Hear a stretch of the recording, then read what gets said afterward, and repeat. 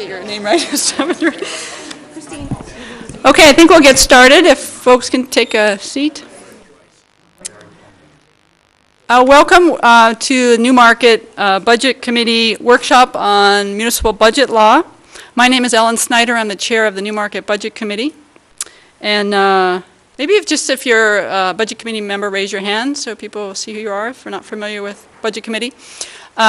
We decided to hold this workshop instead of a regular Budget Committee meeting, but our next Budget Committee meeting will be on August 26th, which is the fourth Monday of the month, and that's when we'll be meeting through the fall and probably maybe a couple times a month as we get into the thick of it later in the fall.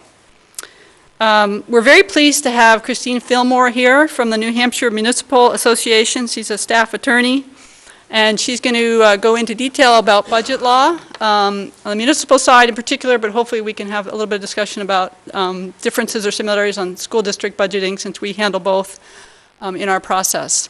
And I'll just turn it over to Christine. Thank you for coming. Sure, you're welcome. Thanks for having me. So there are 5 handouts. If you didn't get all 5, they're on the table. There are 2 PowerPoint presentations, and they're all kind of smushed together in the one that I'm going to present, but that's my fault, so I'll guide you through where we're supposed to be as we go. There's a copy of Newmarket's charter because that changes the way a lot of your budgeting works. It makes it different in a lot of ways from the way everybody else does it, which is the idea of having a charter. And there's a copy of the Right to Know law because I was asked to mention the Right to Know law, and I like to bring a copy wherever I go. So now you have a copy. And there's a copy of one new law that is complex, and I wanted to make sure that everybody had a copy of that because it would take me too long to explain it in the time that I have here. So I thought I would give you a copy, and then I can mention it, and you can check it out on your own. I should also mention that our updated budget book, this is last year's, that is in the works right now. It should go to the printer in a couple of weeks, and it will be ready for our budget workshop in September, which is a full-day workshop that is run on 2 different days. One will be in Manchester, and the other one will be up north somewhere, and I can't remember where. So everybody who attends gets a copy of that. But the difference between that and this is that your charter makes your process different, so I can concentrate on you tonight instead of the big workshop, which concentrates on everybody. Usually we just say, if you have a charter, it's different. So, so we're going to start with some general principles, and you can follow along with the PowerPoint if you want. Why don't we see how it goes with questions? I have a lot to get through, and I have 2 hours and 20 minutes to do it, so we'll see how it goes with questions. If I get bogged down, then we'll just continue through. My contact information is at the end of the larger PowerPoint presentation. I can answer questions for town and city employees and officials, but not for school employees or officials, unfortunately. So if you are here from a school and you have a question that comes up, the best advice I can give you is to contact the School Boards Association if you're a member of the School Boards Association. They have a lawyer, his name is Barrett Christina, and he's very good. I wish he could have actually come along with me tonight. That would have been really useful. We do a lot of presentations together, so he knows his stuff. He's very good. Feel free to call him. So, to start with, let's see if this works. Oh, down. Hey, there we go. Okay, so the first thing, the most fundamental rule of municipal government in New Hampshire is that towns and cities can only do what the legislature says they can do, and that's it. So when you're thinking about what you want to do with your budgeting or with anything in town or city or schools, I should say, in any municipal area, you have to look for a law that says that you can, instead of relying on the fact that there's no law that says that you can't. So you either have to find something that specifically says you can do it that way or implies that you would have to do this thing. So there's a statute that says that towns can hire a municipal prosecutor or a town attorney. And obviously that means you can appropriate money to pay those people. So that's the kind of thing I mean by implied. So a lot of times the questions that we get at the Municipal Association are, I don't see any law that says I can't do it this way, so can I do it this way? And that's exactly the backward way of looking at it. You have to go one step farther than everybody else in New Hampshire. You have to find a law that says you can, which is frustrating, but that's how it is. So if you start with that principle, it will make the rest of it a lot easier. RSA Chapter 32 is the budget law that governs all towns and village districts in New Hampshire that adopt a budget at an annual meeting. You have a charter that modifies some of this, but your charter also says that your budget process is governed by RSA 32, except when it's not. So if it doesn't say anything, then we revert back to RSA 32. It is, and then you have the combination of everything. You have a charter with a town council. You have an SB2 voting process when you do have your town meeting come and vote on your budget. And you have to follow RSA 32. So you have the trifecta. You've got it all. So we'll try and cover all of that as we go. And oddly, the purpose of the budget law is to make sure that everybody does it the same way. We know that nobody does it the same way. You do it differently from every other town in New Hampshire. Every town with a charter does it differently from every other town in New Hampshire. So this was the purpose, but I think the point to take away from it is that as far as it goes, when you're not working under your charter, you're supposed to be doing what the law says in the same way as everybody else is. And when you're working under your charter, you're supposed to do it the same way every time, instead of making it up as you go along. So that's the general idea.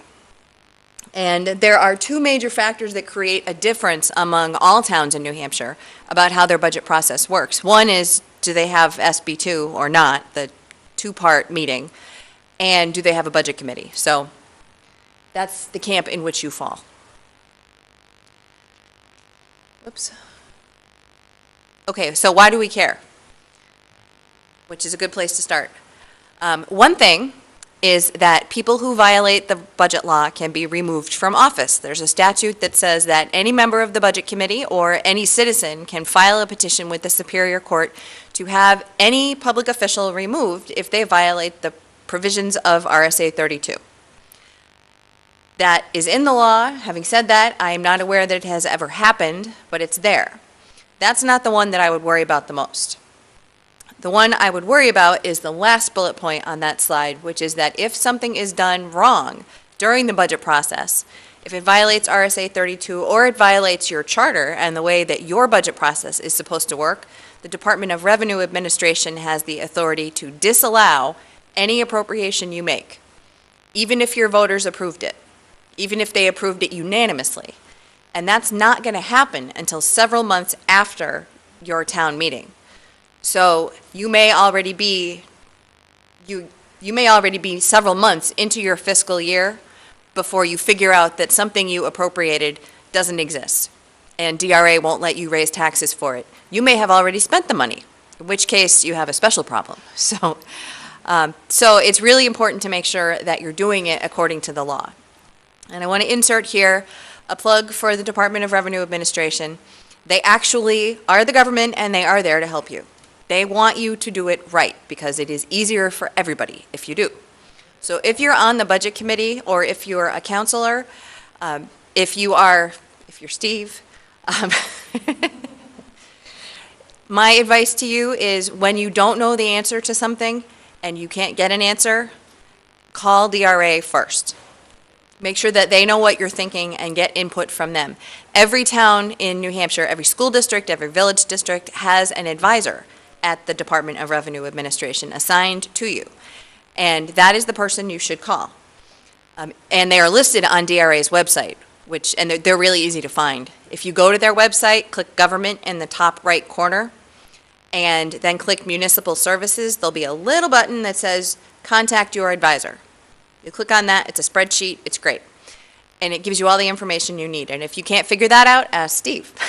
For the Budget Committee and Council's information, I have every town warrant reviewed by the town attorney and by DRA before I submit to you guys for approval. That's why I usually hear, why is this written this way? It makes no sense. I said because DRA and the town attorney says so because of the state law. So for those who didn't hear that, the reason that what you see from Steve sometimes looks like a ridiculous amount of language or doesn't look like what you think it ought to look like, it's because your town attorney and/or DRA have already looked at it thoroughly and said, this is what it ought to look like. We like this language. DRA has suggested warrant articles on their website as well. If they've already written a warrant article that does what you want to do, follow what they say. It is always better with DRA to ask first instead of doing it and asking for forgiveness, because especially if it's something that they already have a preferred language out there for you, they are not going to be very sympathetic. Yes? Just, I hope, a quick question. You had said we had the trifecta by being SB2, a town charter, and RC. Are we unique in New Hampshire, or are most people like it? Is there a percentage of people that have that trifecta? Are you unique because you have a charter and a budget committee and SB2? You're close to unique. There are 10 towns in New Hampshire that have charters out of 221, so that's a small group. There are probably, the numbers may be 140, 150 towns in New Hampshire that have adopted SB2. Many more school districts have than towns, but the number is growing. And budget committees, the majority of towns now have an official budget committee. There are a lot of advisory budget committees out there that it doesn't mean the same thing. So you're fairly unique, which is a total misuse of the word unique, but you're almost unique. Yes. Or less, yes, because they don't all do it the way you do it. So, DRA can disallow the appropriations that you make. That is the big thing to take away here, is that you want to get it right the first time. A couple other things on general principles. If you see in the law that it says legislative body, normally what that means is town meeting. For Newmarket, what that means is for budget stuff, it's town meeting. For everything else, it's your town council. And since we're talking about budgets, the legislative body in this case is the voters, because they are the ones who will approve the budget. But for everything else, you go to your town council. The governing body is generally, in a non-charter town, the Board of Selectmen. For you, it is the town council. So whenever you see governing body, that means town council. And if you're looking at a law and it doesn't say which one, if it says towns may do X, that always means governing body. So that means your town council. Budget committees are not required, but clearly you have one. And when people have them, sometimes they're official, sometimes they're not. Yours is official, and that means a couple of different things. It means the budget committee is the one that prepares the final version of the budget that gets proposed to the voters. It means they are in charge of the public budget hearings, and it means that the 10% limitation applies, which puts a cap on the amount that voters can increase what the budget committee says they think is the right number. And I'll talk about all of those things in a little while. So your charter provides for an official budget committee, and it includes a representative from the town council and the school board. And here's the other thing with official budget committees is that if the town adopts an official budget committee, it means that they automatically do the budget for the school district that is located within that town, whether the school district wants them to or not. So you end up doing both. And that's why generally when we do budget presentations, we will invite school people to come in, because the same budget committee is going to be preparing the budget for the school and the town.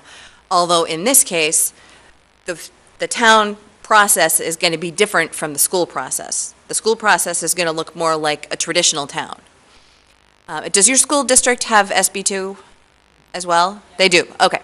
So it won't be that much different. The laws are mainly exactly the same, except for the parts that your charter changes. So I'll try to point those out where I can. Actually, before I get to that, I also want to mention a brief word about the right to know law. Just in case you're not aware, the right to know law applies to budget committees. It applies to subcommittees of budget committees that are formed for an official function. It applies to the town council. It applies to the school board. So the whole budget process is supposed to be done in public with notice of meetings at least 24 hours in advance, with the public allowed to attend, and with minutes kept. And if you're looking for all of that information, it's in RSA 91A, Section 2, which you have. So if you're unfamiliar with that, you might want to take a peek and see what it is that your public body is supposed to be doing. You probably will not have much of a need for non-public sessions, but if you do, that's in Section 3. So just be aware that the right to know law applies. Nothing you do in preparing the budget is supposed to be a secret, because it's the public's money, right? So they get to figure out what it is you're recommending. Come on. Okay. As I go through how the process works, there will be a lot of different meetings and hearings and different things involved. And sometimes that gets a little confusing, because if you talk about a meeting of the budget committee or a meeting of the town council or the school board to talk about something, there's a difference between that and a public hearing. The rules are all different. And then when you get to the deliberative session where the voters are discussing the articles and making amendments, there are a whole separate set of rules for that. So it's useful to try and keep all of the different things separate. Remember which one you're in. So in a town council or a budget committee meeting talking about the proposed budget, there's no specific number of meetings you can have. You can have as many as you need. The public meeting rules apply, and the public has to be allowed to attend, but you don't have to let them say anything if you don't want to. When you get to a budget hearing, the idea behind the hearing is to hear what the public has to say, so you're going to have to let them talk. There are notice requirements that exceed the right to know law. There has to be 7 days notice normally of a budget hearing, as opposed to 24 hours under the right to know law. And the agenda is limited. It's limited to what the budget committee puts forth and says, I want to hear what you have to say about it. And then the deliberative session, there are requirements for that I'll talk about, and the agenda is even more limited. It's what ends up on the proposed budget, which might be a little bit smaller than, or a little bit different from what you saw at the hearing. So try to remember which point you're in when you're thinking about what you have to do. Probably everybody here is more familiar than I am with SB2. I lived in Lee for 17 years, and I moved the year that we adopted SB2. So, and now I live in Concord, and I don't have any meetings. So I go to other towns' meetings because I don't want to miss anything. But for those of you who don't know, SB2 is the short form version of the official ballot referendum form of government. The reason that it's called SB2 is that it happened to be Senate Bill 2 the year that it passed in 1995. So everybody continues to refer to it as SB2, even though there's an SB2 every legislative session. But this is the special SB2. And it does essentially the same thing as a traditional town meeting, except that it splits it into two parts. So there's the first session, the deliberative session, where the voters come and they look at the budget. In other towns, they'd look at the whole warrant, but here they just look at the budget and the line item budget and all the separate articles, and they get to talk about them, ask questions, debate them, make motions to amend them. They can do all of that part. And then, about 5 weeks later, there is the actual meeting date, the voting date, which is the second Tuesday in March here. And all that happens on that day is voters go to the polls and vote yes or no. So it's essentially the same thing as traditional meeting, it just splits it up. There are pros and cons to both, but this is the one that you have. And if you're looking for a more specific description about how it works here, it's in section 5.4 of your charter, which is a really long section.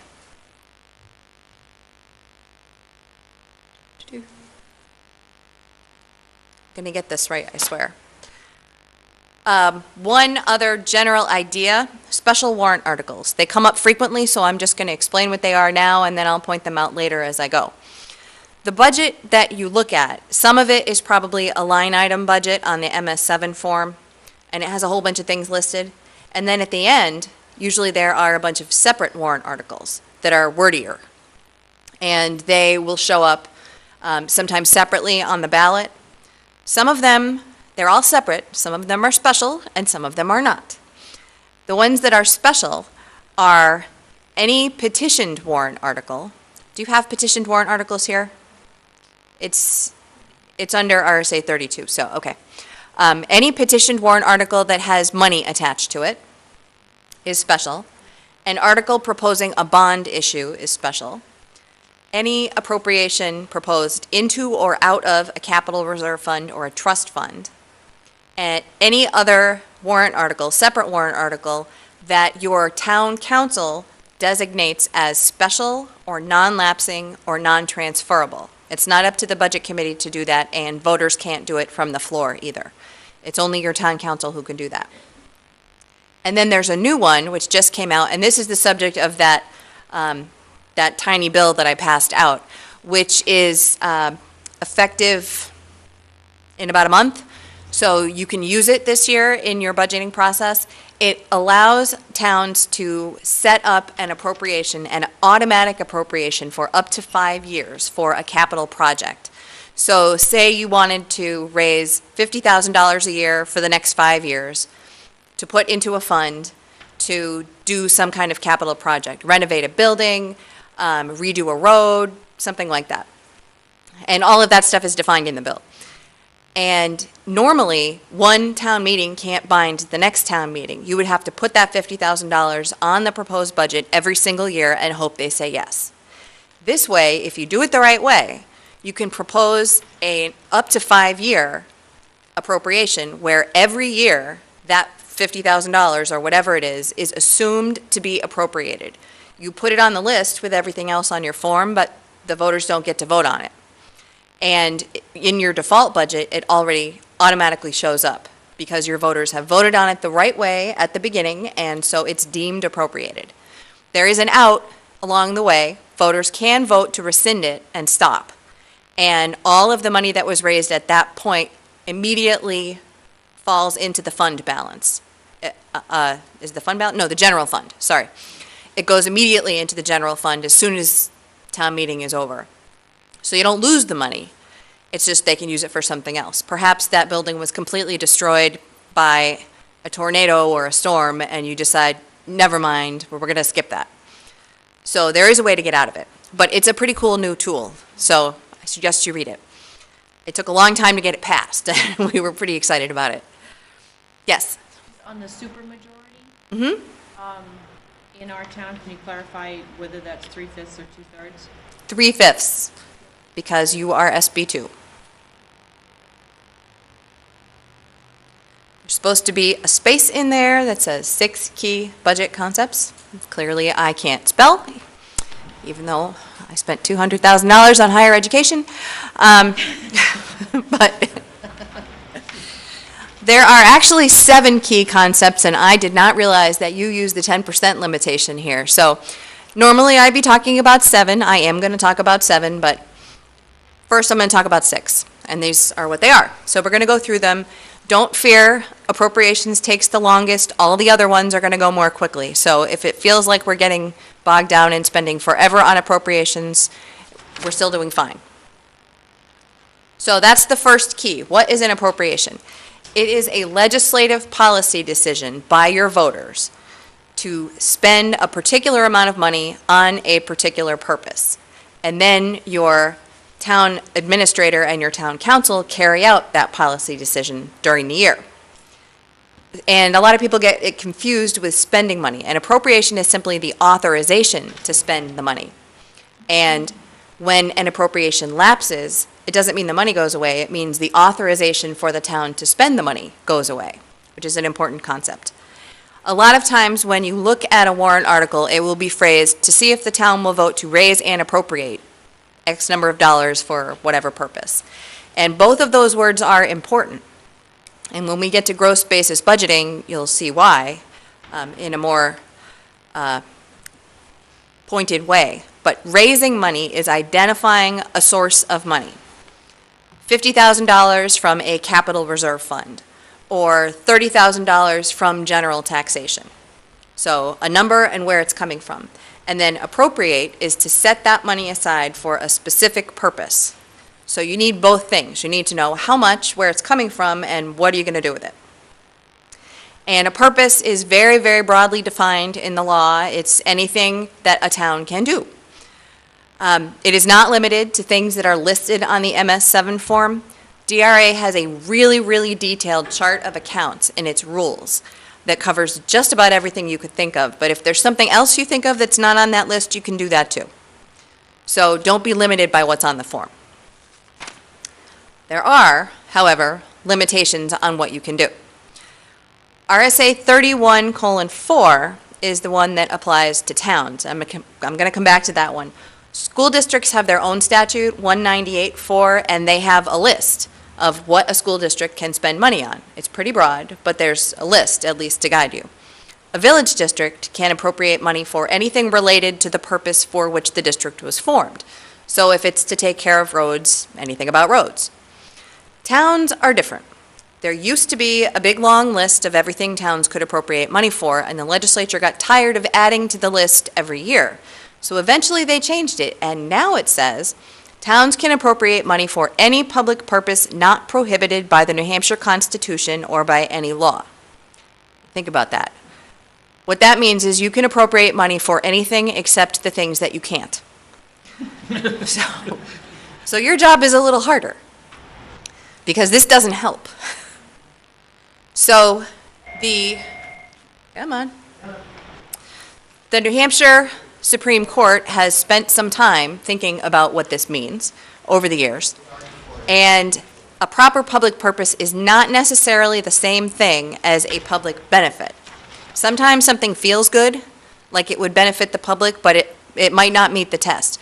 Donating money to the Girl Scouts because you like what they do feels good, but it might not be a proper public purpose, and in most cases, I'll tell you it's not. What you have to do is to spend money on something and get something back for that money. It may not be exactly monetarily equal, that's a judgment call, but you have to get something, and it's referred to in the law as a quid pro quo, which is Latin for this for that. And they also have to be able to enforce the benefit. So you spend the money, you get something for it, and if they don't do it, you have to be able to enforce that obligation for them to do the thing that you gave them the money for. And so that can be a hard test to meet sometimes. Some things are easy. If you hire an employee, they do work, you pay them. That's simple. You buy a truck, you spend money, you get a truck. That's easy. What if you want to give money to an ambulance service? Say you don't have one in town and you want to give money to an ambulance service. That is generally considered to be a proper public purpose because there's an implied contract in there. We give you money, when our people call, you'll show up. And that's enough. But outright donations, it should ring a little bell in your head if it says donate. Donating is not usually a good thing. Donating to a church. I've had people call me and say, we have extra this or extra that, or we had a fund that had extra money in it and we want to give it to a church because they do really great things in our town. That is not a proper public purpose. They don't have any obligation to do anything for the town at that point. They can spend all the money on fixing the steeple instead of doing good works for people in your town. So if it feels like a donation, it probably is, and you probably shouldn't be doing it. There can be incidental private benefit, and this comes up most often in the area of plowing private roads. I don't know how many private roads you have in Newmarket. We didn't have all that many in Lee, but there were a few. There are places up north of the Notch where 60 to 80% of their roads are private, and people plow them all the time. The problem with plowing a private road is that you're spending town money to do something purely for the private benefit of a citizen, not to benefit the town. So the Supreme Court looked at this in 1952, and nothing has changed since then. And they said it's okay to plow private roads, and you can insert any other purpose in there, as long as it's incidental to doing something that is for the public. For instance, if plowing that road makes it easier for your plows to get from one of your roads to another one of your roads, or that's the place where you can dump the snow the most easily. So that would be incidental, and you have to charge them for it. the fair market value of whatever it is, whatever the service is you're providing. So you need to have those two things. And I cannot tell you how many times every single year I write the same letter. Sometimes I've written the same letter to the same town, maybe 2 years apart because they have a new board of selectmen, explaining why they can't plow private roads unless they meet this test. And even the town that was the subject of the case in 1952 has continued to do it. So don't do that. So the two hallmarks of a proper public purpose are that the main goal is to benefit the public and you get something in return that you can enforce. Those are the things to look for. So maybe you do have an ambulance service here.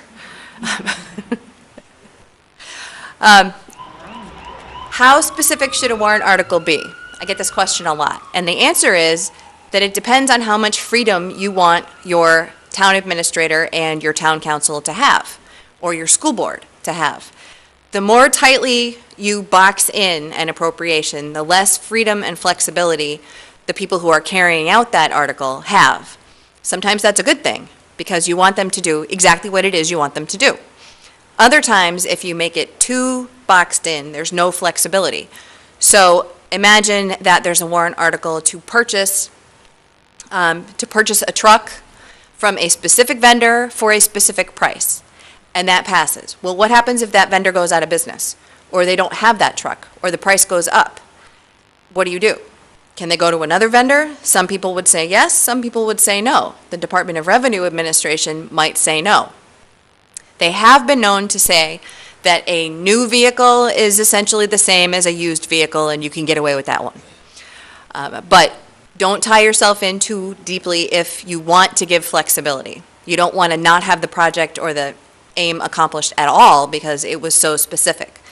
But there are other times when experience might dictate that you need to be a little more specific in order to get what you want. So it's an art. There's some flexibility there. The only thing on which there is no flexibility is there has to be a specific amount of money. Even if you have to estimate, even if you think you're going to be wrong, you have to give it your best guess and go with it, because that is something that DRA will always disallow if there's not a specific number associated with it. So you have to do the best you can. And there are some ways to get around it if you make a mistake. But when you start, you have to have a number. Here is something new in the law that is effective as of August 24th. Towns may now create contingency funds. If you've been doing it before, I don't want to know. But up until this point, the law has not allowed towns to appropriate money into a contingency fund. And DRA would read that as contingency or unexpected expenses or miscellaneous or whatever. And every year they catch a couple more towns who are doing it. They don't catch them all. They're understaffed like everybody else, so they don't always get it. But now you don't have to worry about it because you can appropriate something into a contingency fund by a warrant article at your annual meeting for unexpected expenses anywhere in your budget, which is great. So that one's good. There are citations there for that. The limit on it is that it can't exceed 1% of the amount that was appropriated during the prior year, excluding capital expenditures and debt service. So you take those out, and 1% of the remaining number is the most that your contingency fund can be, which in a lot of places is a kind of significant number, particularly if you end up with some kind of weird weather thing or a road goes out or a bridge goes out. That can be a really useful way to deal with the problem. Yes? On this contingency fund, once it is voted on and approved in a given year, I assume you have to do that every year like you suggested. Yes, that is something that would have to be done every year with a specific number. But if the money remains unspent, it is allowed to accumulate like a reserve, so effectively... No. Okay. It does not accumulate from year to year. It will lapse at the end of the fiscal year like everything else. So if it's unused in that year, it's a credit back against the tax rate or whatever? Yep, it goes into the fund balance, and I'll talk about what that is a little bit later. But it doesn't accumulate. Thank you. You're welcome. And as with everything else you do with money, you have to report what the contingency fund was in your annual report and what was done with it, if anything. So it's pretty simple. Gives you a lot more flexibility, and we were very happy that that one passed. Yes? And to spend against it would still go through the normal process of expenditure, you know, to raise appropriate. We would need to get authorization to spend the contingency. Yes. Your charter does not specifically address how to spend out of a contingency fund because you were never allowed to have one until now. Schools could do it, cities could do it, but towns couldn't do it. Village districts could do it. It was only towns. I don't know why. So you would follow the same procedure that you would to spend money from anywhere else, and my guess is that the most sensible way to do it would be to go to the town administrator and ask to spend money out of that. A department head would go to Steve and say, can I spend money out of the contingency fund for whatever? And then that would be Steve's call, along with approval from the council. Excuse me. Yes, So it has to have both approvals, the administrator and the council? that's my understanding about how it works in your charter. I have a site here somewhere. I think it would have to follow our purchasing policies. So if it was under a certain amount, then the town administrator could approve it. Over that, it would have to go to the council. Because there's a $5,000 limit. Yes, Yeah, right. yes. If it's a big one, though, you'd need both. Okay, so, assuming that you have a proper public purpose and you've tried to phrase it properly, the next thing that you need to do is follow all of that. You have to get all of that right in order for DRA to say okay. And I'm going to talk about all of these things in more or less detail, but they all have to show up somewhere. So, preparing the budget. This is how it works in your town, as I understand it, and someone will correct me if I get it wrong, because you know it better than I do. So, the town administrator gathers itemized estimates from all of the department heads of what they think they're going to need for the coming year, and then prepares a recommended budget based on that and his own understanding of what is needed, and presents that along with the department head estimates to the council by October 15th. So that's the date from which you start working. In a lot of towns, it doesn't work that way. A lot of towns have to figure out, town meeting is on the second Tuesday in March, and they have to work backward from there. It's a little bit easier for you because you have these deadlines already in your charter, so there's less math and less counting and fewer errors, which is good. Then the council will review that recommendation and amend it as they think appropriate and give it to the budget committee by November 15th. You have a lot of layers. Then, the budget hearing will be held, and that is held by the budget committee. They get to decide when the hearing is. It has to be at least 25 days before the deliberative session. And the school district may have different dates because you're not running under the same charter. And I think that that date will be found in RSA 198. But I can look for that later if you want me to. A notice with a copy of the proposed budget needs to be posted in at least 2 places and available in the clerk's office for anyone who wants to come in and look at it, and published in a newspaper at least 1 week before the hearing.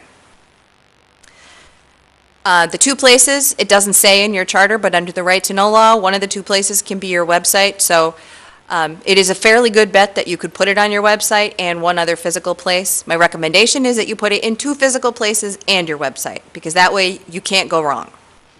You can always do more with notice, and I always suggest that people do. You can always hold your budget hearing more than 25 days before the date of the deliberative session. If you think you're going to need more than 1 budget hearing, my recommendation is that you schedule more than 1 ahead of time. If you don't need one of them, just cancel it. There's nothing wrong with canceling a hearing if you get through everything early. Yes? Budget also means warrant articles as far as the same timing, so the October 15th, November 15th. It's not only budget, it's any warrant articles to be reviewed. Anything that has money included in it has to follow that October 15th, November 15th. What All about of that. petition? Yes, it applies to petitioned warrant articles as well. You are, where is it? All right, we'll skip to that one. Yes. It applies to petition warrant articles with money attached to them. So you should plan to schedule at least one public budget hearing after the date, which is the deadline for petitioned articles to get submitted. And that deadline is the second Tuesday in January. So at least one budget hearing should be scheduled after that. If you've done all of the other budget stuff and you don't get any petitioned warrant articles with money attached to them, you can just cancel it. But it's a lot easier to cancel a hearing than it is to schedule one. So schedule it anyway and then just cancel it if you don't need it. Now I'm going back where I was. When you're at the public budget hearing, all purposes that the voters are going to be asked to vote on have to be discussed or disclosed at the public hearing. This can mean either somebody talks about all of them or you hand out a copy of the proposed budget. If everybody in the room gets a copy of the proposed budget, you have now disclosed it and satisfied the law. So you don't have to talk about everything. But you might, if you want to, or if people want to. It also means that the public at the hearing can bring up anything they want from the floor of the meeting.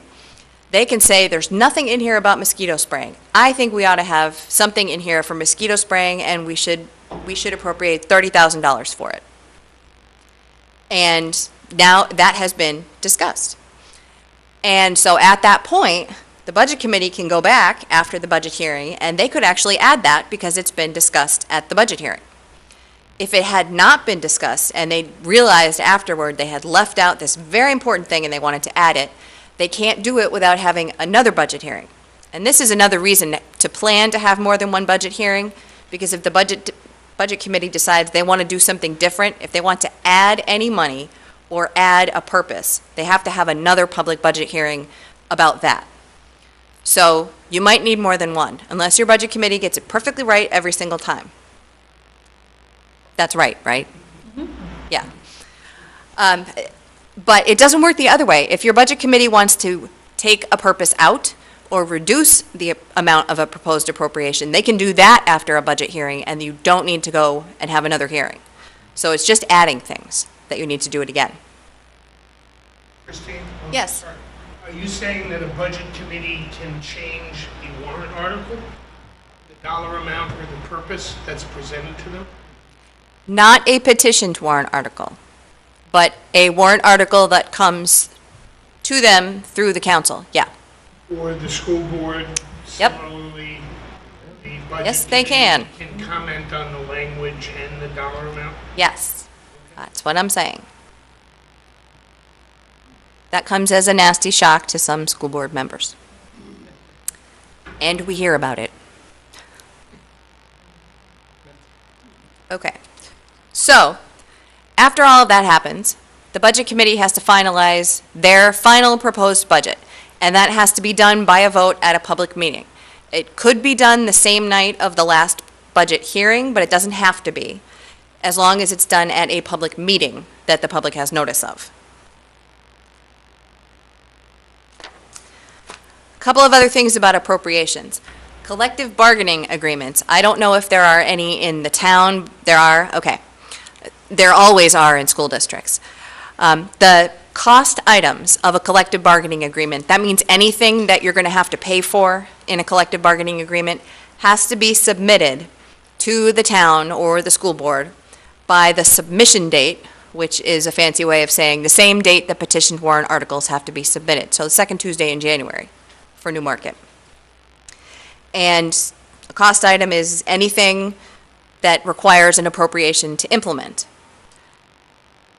And if the cost items are not agreed upon by that date, or if the collective bargaining agreement group fails to get the information to the right people, which would be the Budget Committee in this case, then you can't put it on the warrant. It doesn't go on the ballot. You don't get to vote on it. So that date is hard and fast, and you can't miss it. That would lead to the need to get Superior Court approval to vote on it at a special town meeting. And you would have to prove that it's an emergency. We'll have no school might be considered an emergency. our police are all going to walk off the job if we don't have a collective bargaining agreement, might be considered an emergency. But the court is also going to look at what led to this problem. And if somebody was lazy about it, or if there was petty bickering going on, which never happens, a court might not look upon it quite so favorably. So they have to look at, was it foreseeable? Is there anything else you can do to fix the problem that does not require a special meeting? Can you wait until next year? Do you have money somewhere else that can handle this problem? The answer to all those questions is probably going to be no. You'll probably get permission to do it. You'll probably get a judge that is kind of annoyed with you. So your poor lawyer is going to have to prepare for that. Very often what they will do when a town comes in with a problem is say, both of you lawyers go stand out in the hall and don't come back in this room until you've fixed it. So you need to be prepared on that one. On the other hand, if everything gets submitted in time and the voters do get to vote on it, but it's rejected, then you can have a special town meeting to vote on a revised version of it, and you don't need court permission, as long as the magic language gets put in the warrant article by the governing body, which would be the town council here. So the budget committee should nudge the town council and make sure that they do it. The budget committee should nudge Steve, and Steve will nudge the town council. And for a school district, it would be the school board that has to put this language in. There are 2 places in budgeting law where there is actual magic language. If you don't use the right words in the right place, it doesn't work. And it's in RSA 31:5, paragraph 3, and the same language applies for school boards. So always, always put that in there, because you never know what's going to happen. Okay, the rest of these go a little bit quicker. Gross basis budgeting.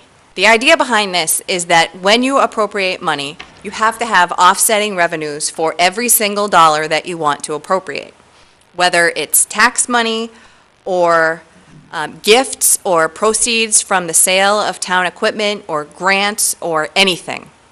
Donations, every single source of money that you're using as the basis for an appropriation has to show up somewhere. On the MS7 form, there's a place to put the offsetting revenue. If you're doing it in a warrant article, you have to explain it in the warrant article. And money that you include no revenue for is something that DRA is not going to let you raise. And you have to put the whole amount in. So there are a couple of things here. First of all, if you don't say anything about the revenue, they assume you mean taxes. So if that's what you mean, then you can say nothing about where the revenue is coming from.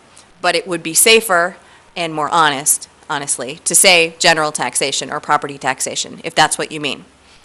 If it's coming from more than one place, list all of the places from where it is coming.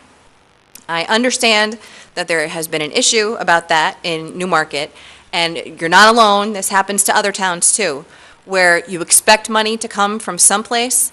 You're not quite sure when it's coming, but you don't have to raise it by taxes, so it gets left out of the warrant article. And DRA will say, you didn't vote on that. You don't get to use it.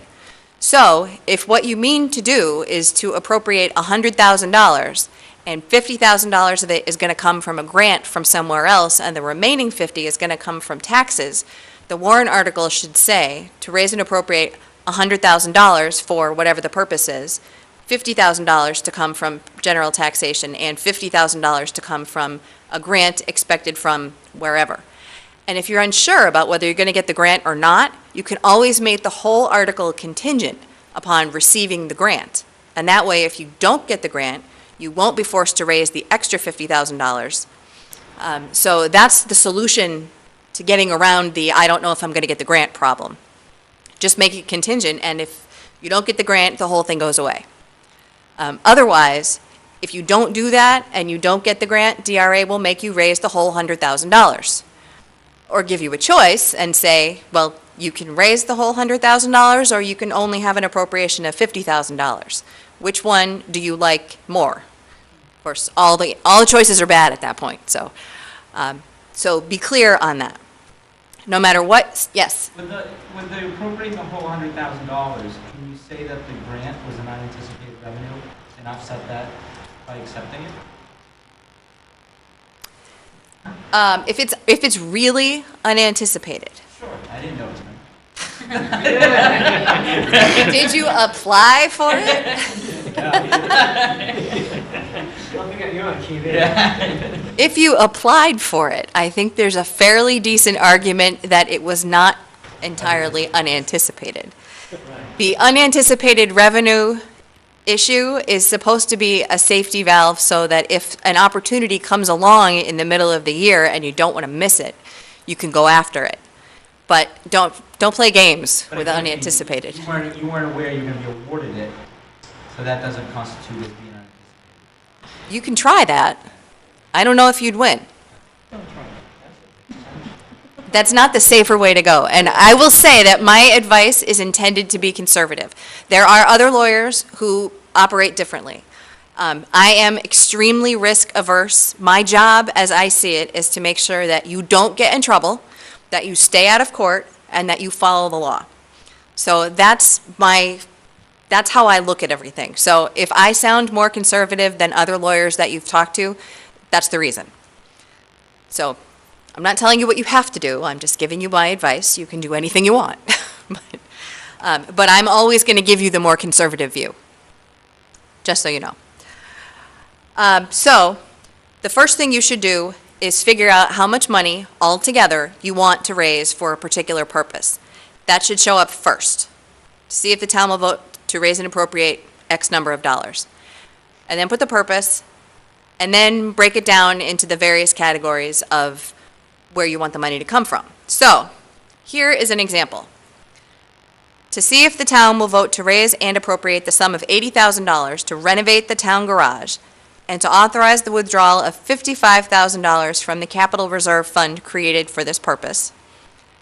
And further, to combine this with the surplus in the welfare budget from last year, and to authorize the selectmen, read here, town council, to apply for a matching amount in state grant funds. This is an actual warrant article. The names are being withheld. Okay, so somebody tell me what's wrong here. Yes? Matching amount to what? Exactly. Matching amount to the 55 or the balance of 25? Right. She said a matching amount to what? Apply for a matching amount in state grant funds. First of all, there are no state grant funds, but assuming that there were, you'd have to state a number. What does it match? Anything else? Yes. I was going to say, because there's two items on one warrant article, welfare and garage. Well, it's not appropriating money into the welfare budget, but you're in the right area. It doesn't say what the surplus is in the welfare budget. There are two problems with the welfare budget. It doesn't say what the surplus is, so there's no specific amount, and you can't appropriate money directly out of the surplus that was not used last year. Because, as I'll explain in a little while, almost everything you appropriate that's an ordinary appropriation, if you don't spend it, it lapses at the end of the year and it goes into your fund balance. That doesn't mean that you can't appropriate it. So we can fix this article in a couple of different ways. You could say, you have $80,000, right? Withdrawing money from the capital reserve fund for that purpose is fine. That's what the money's for. Town meeting can do that. Further combining it with the surplus in the welfare budget could say further to appropriate however much, $10,000 from the unexpended fund balance, which represents the amount of the surplus from the welfare budget from last year. That is a legal way to do it because it gives the voters the idea of where the money came from. They know they've already raised it in taxes, but you're not appropriating it out of surplus. You're appropriating it from the unexpended fund balance. And it's kind of semantics, but that's how the law works. And then you have to put a number on the matching part. Matching what? Somehow the number's got to add up to 80,000 at the top. So there are ways to fix it, but this town did it all wrong. In the end, the town only got the $55,000 because that was the only number that DRA understood. So that's what could happen. Okay, here's another one. I have a question. Yes. Can the town still expend that $55,000? Yep. Yep, and that's what happened. they got $55,000 out of the capital reserve fund, and they could only do part of the project because they needed more. So it didn't wipe out the entire article? Nope. It just wiped out the matching part? Yes. Sometimes you can save some of it. Sometimes. Okay, so here's another one. To see if the town will purchase land, described however, for the purpose of building a new recycling center and establish a study committee to investigate designs for the building. And then it's amended at the deliberative session to add at the end, and to appropriate $5,000 for the study committee's work. How many mistakes can you find in this article? Yes? You can't add a purpose or a dollar amount beyond what was there originally. So I'm assuming what was amended was not legal. That is true. You can't add money at the deliberative session, a totally new amount. If there had been money for the study committee in the original article, the deliberative session could increase it or decrease it if they wanted to. But they can't add money where there was no money before. Does anybody else see the big, looming, enormous problem with this article? We never raised or appropriated anything. Right. There's no amount raised or appropriated to buy the land. And I didn't make it up. Somebody's budget committee looked at this and thought it was okay. So don't let this be you. Always have a number.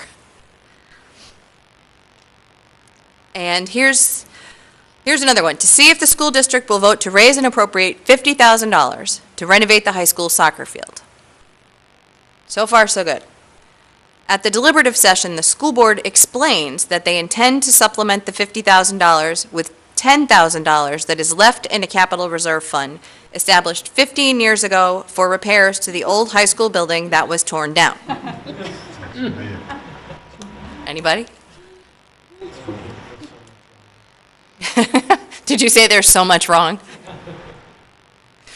Where does the 50,000 come from, first of all? Yeah, that's it. The $50,000, that part is actually okay. When you don't say anything about where it's coming from, DRA assumes taxes. So that's okay. It's unclear, but it technically is fine. You might want to say taxes, depending on your voters. You might not want to say taxes. That capital reserve fund is not for a soccer field. Bingo. Yes. The capital reserve fund that they want to take the money from is not for a soccer field. It was to repair a building that no longer exists. So what can they do about this? Have to modify it, couldn't it? And then put it back out as a warrant article? Yeah, they could have fixed this before they got to the meeting. If they wanted to use that money, there are ways they can do it. They could do one of two things. They could either change the purpose of that capital reserve fund, which takes a 2/3 vote, 3/5 for you. Or, oddly enough, they could dissolve the capital reserve fund, which only takes a majority vote, and establish a new one for this purpose. And you can do that in 2 separate warrant articles or all together in one, and those only require a majority vote. That would actually be the easier way to go. So there are ways to accomplish all of the things that people wanted to do here. They just didn't do them right.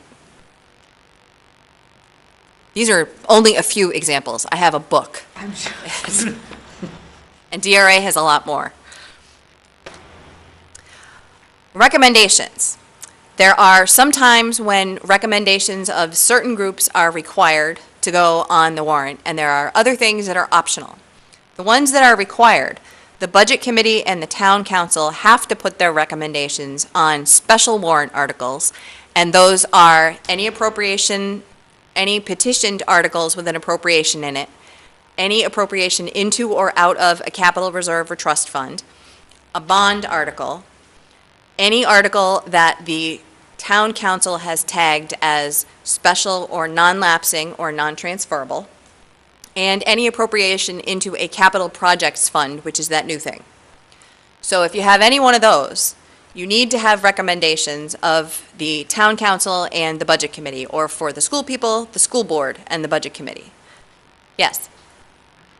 On a petition warrant article, from what you said before, that's the one thing that the budget committee or the town council or the school board could not change because it was petitioned. That is true. So neither of those groups has the ability to stop it from being voted on. The only thing they can do on a petition warrant article is vote whether they recommend it or not, if it's in their jurisdiction. That's exactly right. When a petitioned warrant article comes in, the only thing that can be done to it before the deliberative session is for the budget committee and the governing body, school board or town council, to put a recommendation on it. And they're required to put a recommendation on it. They don't have to like it. They have to put it on and let the voters do what they do. And then I thought it said that, again, the deliberative session can't change a petition warrant article? That is not true. It's a common myth. A petitioned warrant article can be amended by the deliberative session, just like any other warrant article. The only way it's protected is that the budget committee and the governing body can't do anything to it except for minor textual changes. So if they see a clear typo, or it's not in the form of a question, something like that, but they can't change anything else about it. Generally, we'll say, don't do anything to it. Just put it on as it is, no matter how bad it looks. Yes? Just for everybody's here, the most difficult thing after that is if that article passes, even if it's not legally enforceable, that we have to come out after and say, I know it passed, I know you got a majority vote, but we can't enforce it, so we're not going to do anything. That is really hard, and it happens a lot. I've done it many, many, many times. That you'll get a petition article for some, you can put every no recommendation, it passes, then you say we can't enforce it. Right. So it's, just because it passes doesn't mean it gets enacted. That's very true. And that, unfortunately, is one of the downsides of having official ballot referendum form of government, SB2. Because you can have a moderator who stands up and recognizes someone at the deliberative session who can explain exactly what's wrong with that article, and that it could never be enforced or done, even if it passed. But they're only explaining it to the people who show up to the deliberative session or watch it on TV if you broadcast it.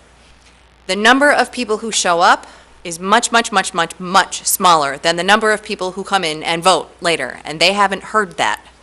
So that's one of the problems. Not that I have an official opinion about this, but I'm just explaining that impartially, that's an issue that happens, and you can't do anything about it, which is a problem. Yes? Yeah, we had talked at the beginning about we have a charter commission and they're struggling through a lot of these points. This deliberative session issue, is that comes with being an SB2? Yes, it is. That's the only, it's not the town charter or anything else, it's being an SB2 that creates the deliberative structure? Your charter specifically says that that's the form that you will follow in your budget town meeting. So if you wanted something different, your charter commission could propose a change to go back to a traditional town meeting form just for the budget. It's an option. I'm not suggesting it, I'm just saying it's an option. The other option is the town of Durham does not have any town meeting. That's right. Council approves the budget. And then much like Dover, Rochester, Somerset, and Portsmouth. Same in the school board as a separate SB2? School board's different in Durham because it's an Oyster River. It's a co-op, Right. yeah. Just the town. And that co-op does use SB2. And they run into exactly the same problems that everybody else does who uses SB2. They get a lot more people to vote, but they get fewer people to show up and get a full explanation on what they're voting about. So there are choices. You can go back to the traditional town meeting, or you can get rid of it altogether. If you became a city, there'd be no town meeting. Okay, but the traditional you're saying is you get one shot to both change it and vote on it in the same session? Yes.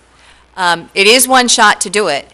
The difference is that anybody who wants to vote on it has to show up. So all the people who are going to vote on that article hear the same thing at the same time. And they all have a chance to ask questions at the same time. And then it's not voted on subsequently, it's voted on at that. Right then. When discussion ends, it gets voted on. Yes? Two questions, one on that. So, like in Durham, there is no deliberative session, it's just the council has a public hearing, and the school board, or the school board's different, but let's say the council has a public hearing, The council has a public hearing, and then the council votes on the budget. And that goes to the town vote? No. Nope, no town vote at all in Durham, because that's what their charter says. Their charter says that the town council is both the legislative body and the governing body for all of those purposes. Okay, so my other question was back to the warrant articles. So the budget committee recommends the budgets to the town vote, the deliberative session, and then then we, deliberative session makes a decision on the budget. Yep. For warrant articles, not the petition ones, but the warrant articles that are put forth, the budget committee reviews those and can make recommendations, or who has the final say on the amount in a warrant article before it goes to deliberative session? If it's in a separate warrant article, if the budget committee has put it there, then they get to mess with the number. If the governing body has put it there, say the town council puts it there, in a non-charter town, it will be the selectmen. They have the ability, even in an official budget committee town, they have the ability to put a warrant article on for an appropriation. And the budget committee can't do anything about it. They can recommend it or not. I thought you said the budget committee before can amend the warrant. This is a special situation where the governing body puts an article on. There's a section in the law that says that the selectmen, governing body, have the, how is it phrased? The warrant shall be in their hands, and that is interpreted to mean that they are in charge of the warrant. They're in charge of the order in which things go, and they can put things on the warrant if they want to. So in the budget context, that means they can put an appropriation article on the warrant into the budget if they want to. And the budget committee can't do anything about it except not recommend it. And you can see that on the MS7 form. There's a place you have to have both. But the budget committee can recommend changes before the deliberative session? Like we could Oh, sure. If we don't agree with that, maybe you want to reconsider and only put 40,000 on there. Of course. Yeah, the budget committee can say whatever it wants. But it can't change it. It can't change it. It may make friendly or not so friendly recommendations to the governing body about what might be appropriate. Okay, and collective bargaining agreements, I don't want to forget that. Recommendations are required on collective bargaining agreements by both the budget committee and the town council or the school board. Yes or no?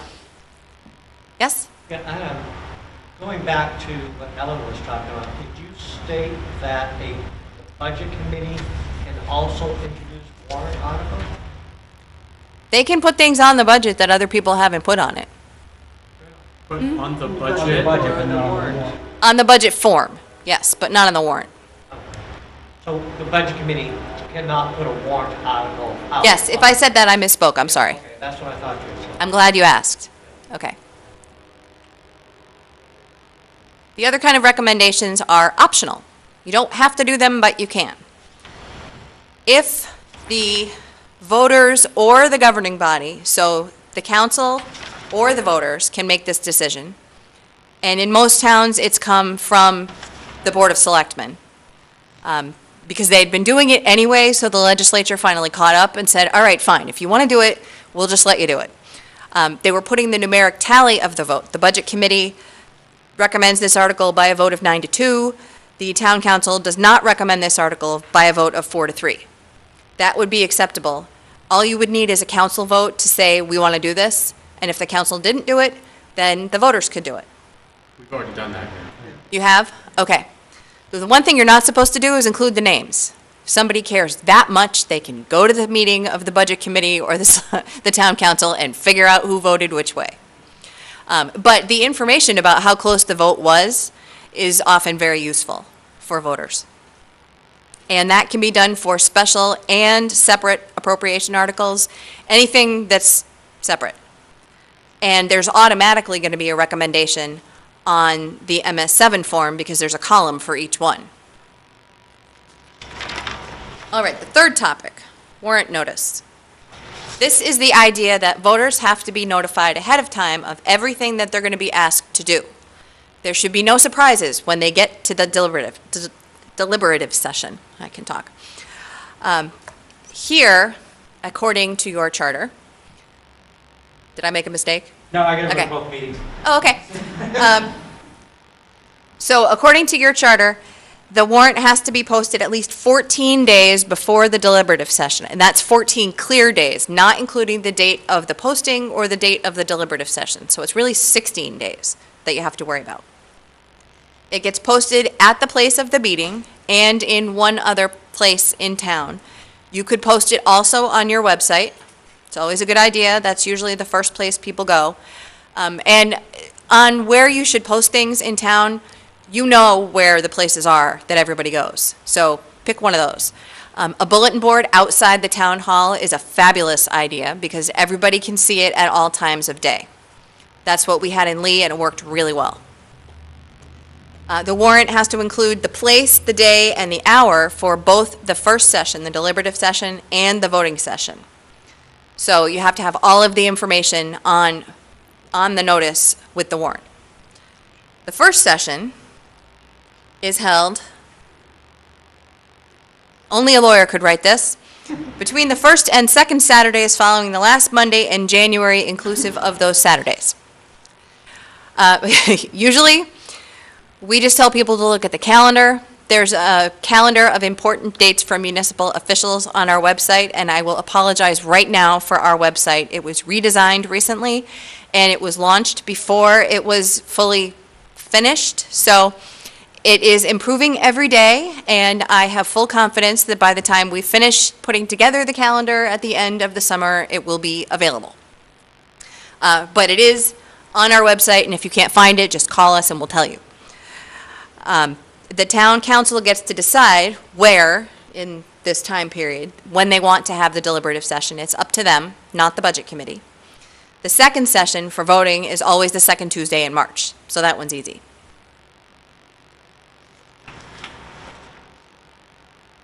Showing up here. Oh, I went the wrong way. Okay.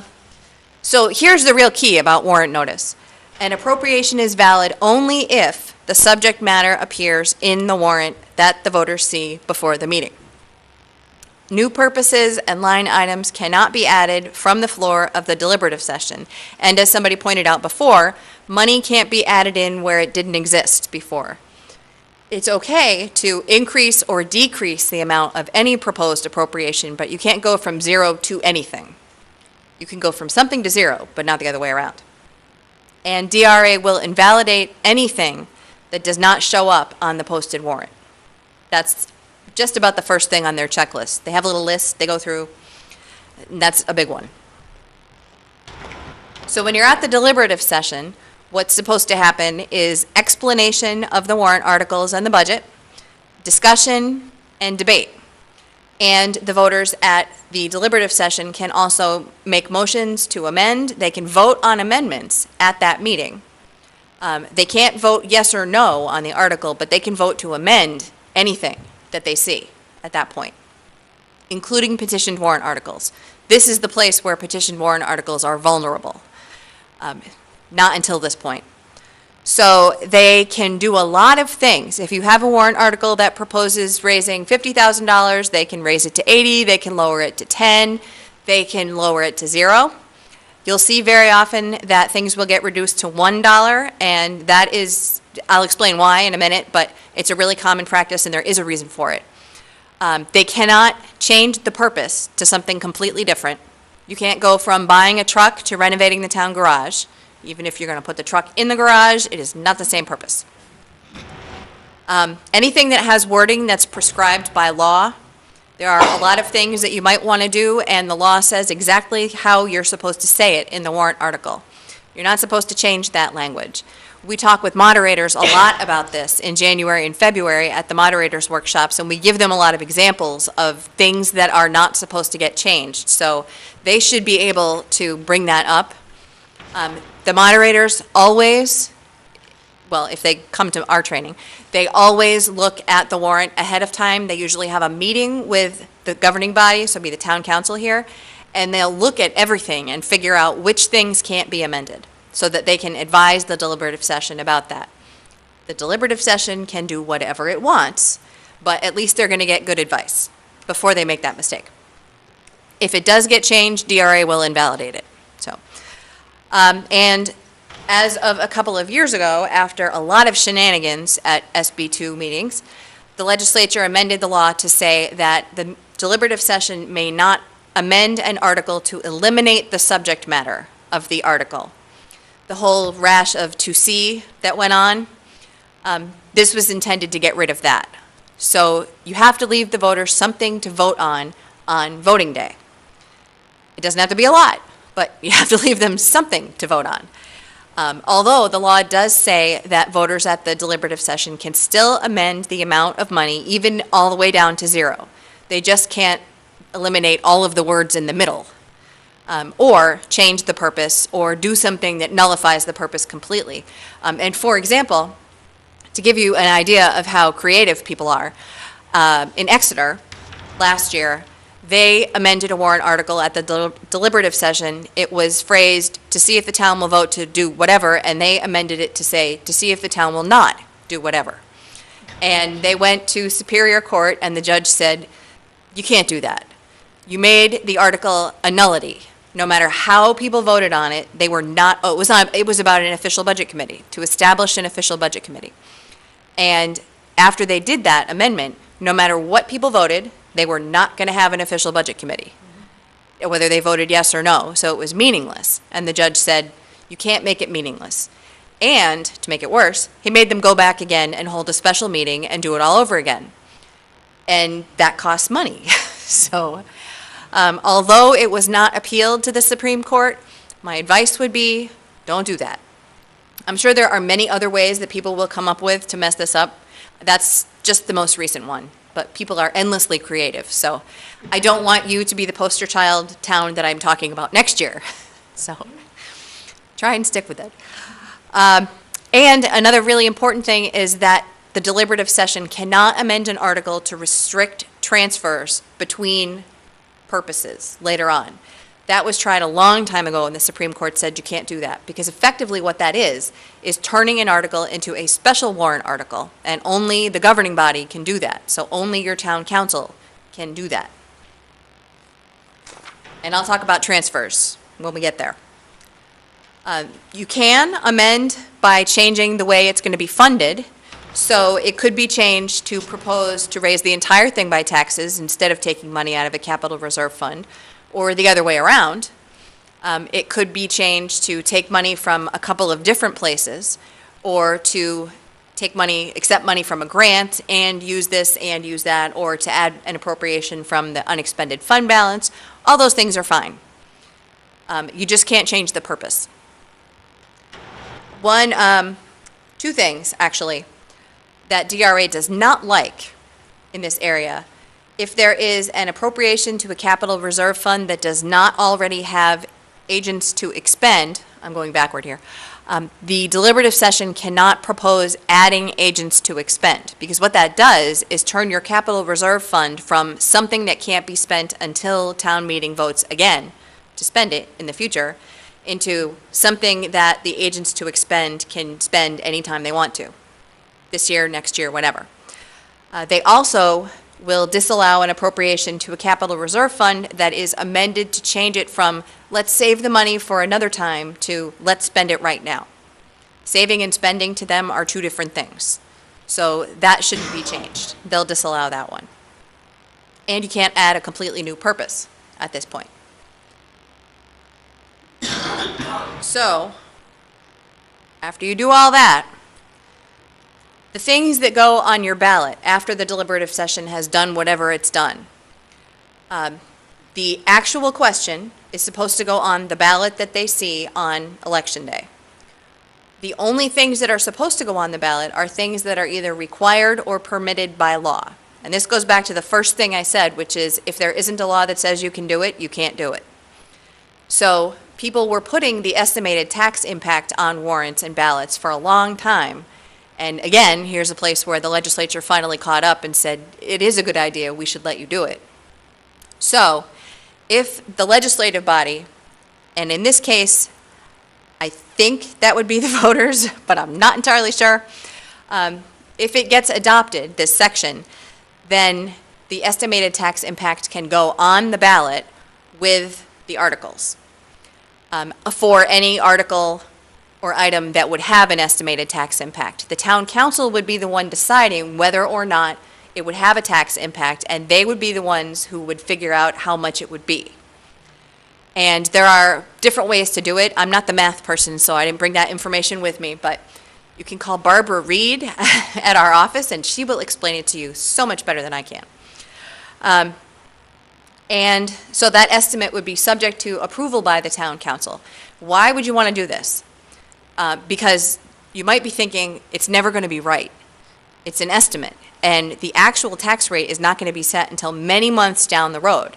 Many things could have changed. You have no idea which articles are going to pass or fail at this point. You don't know how much money you're going to have to raise, so how can you possibly know what the tax impact will be? The thing that makes this really useful is that it can give the voters an idea of the scope of what this item might do.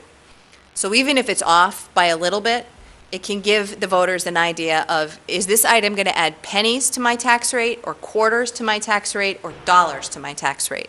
That's what I would want to know. And so even if it's wrong, and the moderator should explain this or invite someone to explain this, it can be very useful, and people want to know. Do that again. Okay. So all of the budgetary warrant articles, including the ones that are amended by, that should say, the deliberative session, have to be placed on the official ballot for a final vote. The ballot gets prepared by the town clerk. It gets posted at the polling place and included in the annual report that has to be available at least 1 week before the voting. And there was a court case about this year. The proposed budget that goes into the annual report is supposed to be the one that comes out of the deliberative session. So whatever they did to it, that's what goes in the annual report, not the original one. I suppose you can include the original one too if you wanted to, but you have to have the one that they're really going to be asked to vote on. So what do you do if the budget fails? You have to have a fail-safe. In a traditional town meeting, you sit there until you have a budget. And in Lee, we sat there until 1 o'clock in the morning, and then we came back the next night and did it again, because it took a really long time. That doesn't happen for you, because your vote is either yes or no on voting day. So what happens if you vote no? You need a budget. And it's not referred to this way in your charter, but what everybody calls it is the default budget. It's your safety net, because you have to have a budget. So if your budget fails, the town council has the option of deciding whether or not it wants to call one special meeting to try again on the budget. That's their option. It very rarely happens. Or they can say the default budget is adopted and that's what we're going with. And here, I want to skip a little bit to the end. In your charter, whoops, keep wanting to do that. In your charter, it defines the default budget as, it's in section 5.4J, as the operating budget authorized for the previous year, reduced and increased as the case may be by debt service, contracts, and other obligations previously incurred or mandated by law. Essentially, this is exactly the same thing that shows up in RSA 4013.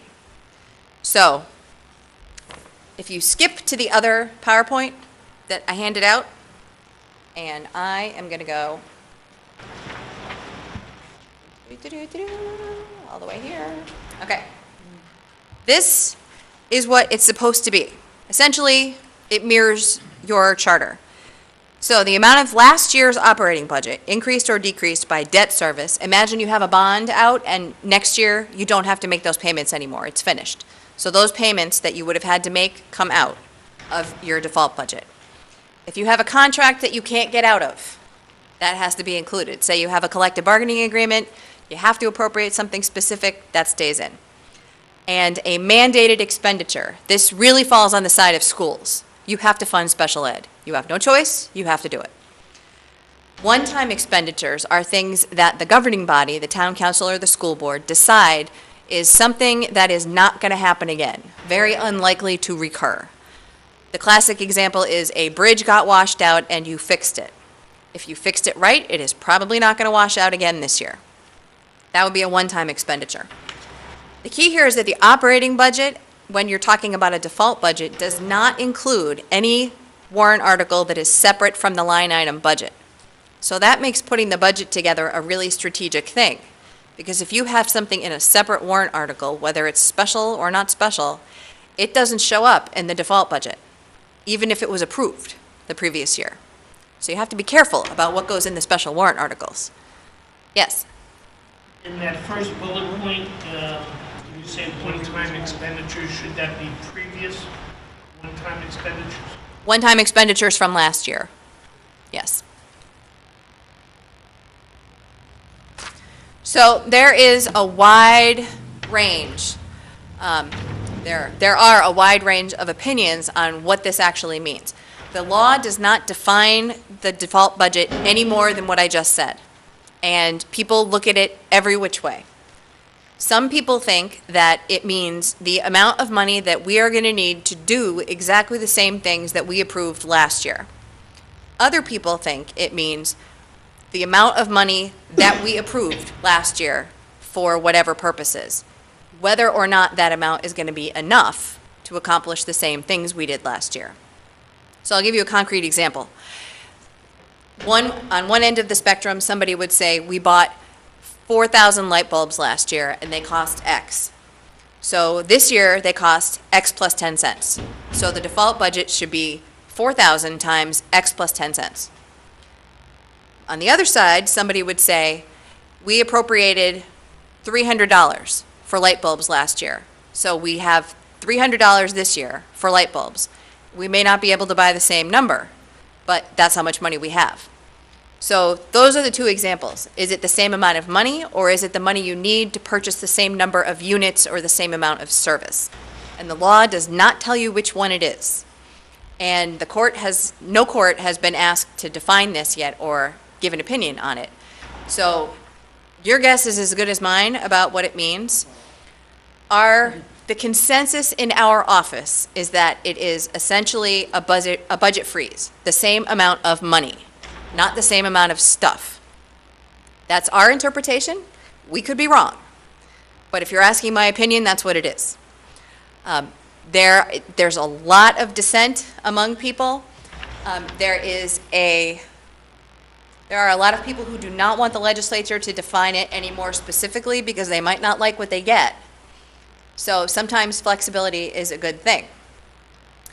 The one thing that is very clear is that the default budget should not include any purposes that were not in last year's budget.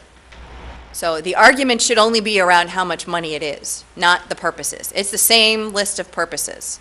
The only issue is really how much money. I saw a hand back there. Yes. I'm going to make a comment, but it's in regards mostly to the school side. And Okay. I would just add that that would hold true unless there is a statutory and regulatory obligation for schools.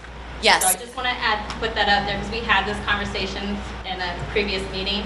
Yep. And we kind of tossed that around with the attorneys, and that's what it came back to mean, that we have to have the lights on for so many hours a day, we have to heat the building for so many hours a day. So when those play into it, I just want the general public to know that we do factor that in. Well, that makes a lot of sense because those are things that are mandated by law. You don't have a choice. On the school side, it's really different. There are so many regulations and laws that say you shall do this. And the definition for default budget includes that. It says mandated obligations. So if you've got a higher level of government telling you thou shalt do this, you've got to put it in the default budget. Towns generally don't have that. So that's why it's so hard. Sometimes the default budget is actually going to be larger than the proposed operating budget, and that has happened a lot around the state because the budget committees and the governing bodies are trying really hard to be as economical as possible because they realize that people are having trouble and they don't want to raise taxes. They'd like to reduce taxes if at all possible. So they're not recommending raises, they're not hiring new people, they're trying to defer maintenance where they can, and that may result in a proposed operating budget that's lower than the default budget. There's nothing illegal about that. It just happens. And the unfortunate thing about it is that sometimes people get so used to voting no on the budget that they don't pay any attention. And they don't realize that what they're doing is voting no and ending up with a bigger budget than they would have if they had voted yes. So it's important to point that out at the deliberative session, and any way you can, if that's the situation you end up in, your voters should understand which number is lower, because if that's what they care about, they should be making an informed decision. The default budget, however you define it, is prepared by the governing body, not by the budget committee.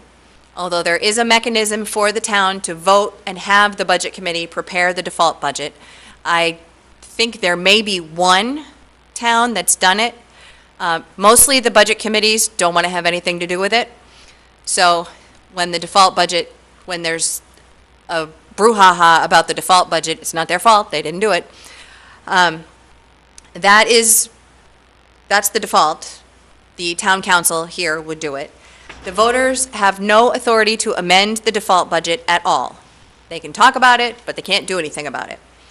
It has to get posted with the proposed budget. It has to be available at the first budget hearing so people know what's coming.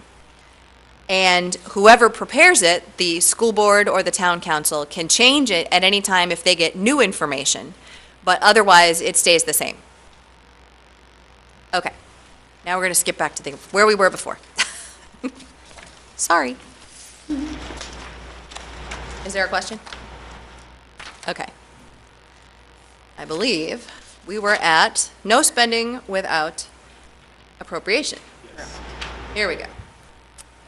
No spending without appropriation. I should not have to say this, but you can't spend money if you don't have an appropriation to spend it. It's kind of like you can't do it unless the legislature says you can, but the law actually very, very clearly says that you shall not spend any money unless that amount was appropriated for that purpose. And that includes non-tax revenue as well. Grants, gifts, proceeds, anything. You can't spend money unless you have an appropriation. And you're all thinking, yes, I can. Because I'm thinking there are all these different reasons why I could spend money without an appropriation, and you are right, there are a lot of exceptions to this rule. But if there's something you want to do, you have to make sure it's on the list. Otherwise, you can't do it. This is what they would call in employment law a fireable offense. So don't do it. The first exception is a transfer out of one purpose into another. So you may have an appropriation that has $20,000 in it, and depending on which level you're working from, there can be a transfer out of another purpose into that purpose to make it $30,000. Now you get to spend $30,000 on that purpose, but less on the other one. And I'm going to talk about transfers more. But that's within the same department, right? Not necessarily. In Newmarket, the way it works is that the department head asks the town administrator if it's okay to move money around within the department for different purposes within that department. If there's a proposed transfer between departments, the town administrator asks the town council if it's okay. It doesn't have to go before the budget committee for approval? It does not. Nope. Once the budget is passed, the budget committee doesn't have any say about what happens with that budget. And that's in your charter. Yep, I cited the place. Other things you can do without an appropriation. Legal judgments ordered by a court. If a court sends your town or school district an order that says you will pay this amount of money to whoever, you have to do it, even though you have no appropriation for that. And if that happens, the next thing you do is the next thing on the list here, which is call DRA and ask them for permission to overspend the bottom line of your budget. They will allow you to do it if you can point to a revenue source, which is usually going to be your unexpended fund balance. That's why you're supposed to have one for these emergencies. So if you can do that, then they will usually let you do it. And there's a section on their website where you can download a form that explains how to do it and an instruction sheet that will tell you exactly what to do. Here's who you call, here's what you say, here's the information you need. What you should not do is spend the money and then ask permission. If it's a true emergency, they will probably say it's okay, but don't push that. Ask first. You usually have generally a generous amount of time before you have to pay a legal judgment, so ask first. If you have a prior mandate, like we were talking about with special ed or things you have to do in school, welfare is the big one in towns. There was a town recently that tried to vote a zero welfare budget. RSA 165 says that towns shall support people who are unable to support themselves. You get no choice. You have to spend money on welfare, whether you like it or not. So again, You're probably going to have to call DRA. If you end up with a zero welfare budget, the next thing you should do the next day is call DRA and say, tell me what I ought to do. Because you're going to have to spend money if anybody shows up and asks for it, and they're eligible. Other things you can do without an appropriation. If you have a prior contract that requires spending more than you appropriated, there are some collective bargaining agreements that require this. There are retirement costs that you have to pay for your employees. You have no choice about that. The state says, here's how much it is. Pay us now. There's nothing you can do. This one doesn't really count because your fiscal year runs from July to June. But for the towns that have a fiscal year that starts on January 1st and their meeting is in March, they're allowed to spend before that, reasonably in light of what they did before. So I'm not sure what fiscal year your school is on, but if it's January 1st, you're still allowed to spend. It's not, okay. Yet more things. Unanticipated revenue. This is what Steve was talking about before, and I understand that you've adopted that. If this has been adopted, the governing body has the authority, without asking anybody, to apply for, accept, and spend unanticipated amounts of money during the year. They can spend it without an appropriation. They have to hold a public hearing on it if it's more than $5,000, but they don't have to ask permission from anybody. Everybody at the hearing can say no, and they can still do it. This is a really great flexible tool because if a grant opportunity comes up in the middle of the year or somebody wants to donate money to the town in the middle of the year, you want them to be able to say yes. The only tricky part is if it's a grant and there's a matching fund requirement and you don't have anything in your budget that can possibly fit that description. That can be a problem. But otherwise, it's really good. Capital reserves and trust funds. If you have those and there are agents to expend, they can spend that money anytime they want as long as it's for the purpose that the fund was created for. So whenever they think it's appropriate, they get to spend it. And they don't have to ask permission from anybody. If they misuse this power, then maybe their agency will be taken away next year, but until that happens, they can spend money. Oops. What happens if you run out of money? This has happened alarmingly frequently over the last several years. If you run out of money during the year, here's what you do. First thing is, figure out if there's any extra money in your budget. If you've run out of money in one place, you may be able to pull it out of someplace else. And this is where your governing body is going to have to make some hard choices and decide which part is more important. Do we have to finish this road, or do we have to pay for welfare? There are a lot of examples, but that's the first place to look. If you don't do that and you skip directly to going to DRA, they're going to ask you if you did this. So do all these things first. You'd have authority to apply for, accept, and spend unanticipated revenue. Your council or your school board can go out and seek grant opportunities and try to find money somewhere that can help with the problem. Then you can ask DRA for permission to overspend the bottom line of the budget if you have a fund balance. And this is why you should always have a fund balance. There was a town that had a $2 million fund balance and they said, this is great, we're going to lower the tax rate for everybody this year. And DRA said, if you do that, you're not going to have any cushion if something goes wrong. You're not required by law to have a fund balance, but you really, really should. And of course, the next year, after they lowered all those taxes, they spiked right back up again. So you can imagine how popular that Board of Selectmen was. And the last-ditch option is to have a special meeting to raise money. And this part, I'm unclear on reading your charter, because it seems to say that you can have a special meeting without having to go to the Superior Court and ask for permission. That is not the case anywhere else in the state, as far as I can tell. Usually what happens is that the town or the school district has to go to Superior Court and explain why it's an emergency, why they have to have a special meeting to appropriate money, and DRA will do a special tax assessment. Otherwise, DRA will not let you do something that will cause taxes to be raised extra after your town meeting. So an emergency, like I talked about before, is something that is unforeseen.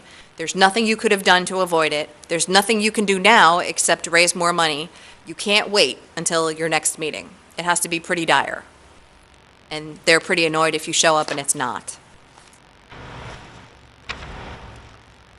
Again, with no spending without appropriations, the topic of multi-year agreements comes up a lot. I said before that one town meeting can't bind another, generally speaking. Sometimes they can. Collective bargaining agreements are one of those, as long as you do it right the first time. So what you have to do is Sanbornize it, which is a term that came out of the case where the New Hampshire Supreme Court explained how you have to do it. It had to do with the Sanborn Regional School District. And what came out of it is that a multi-year collective bargaining agreement can be legal as long as the voters are made aware of the costs of that contract for each year of the contract.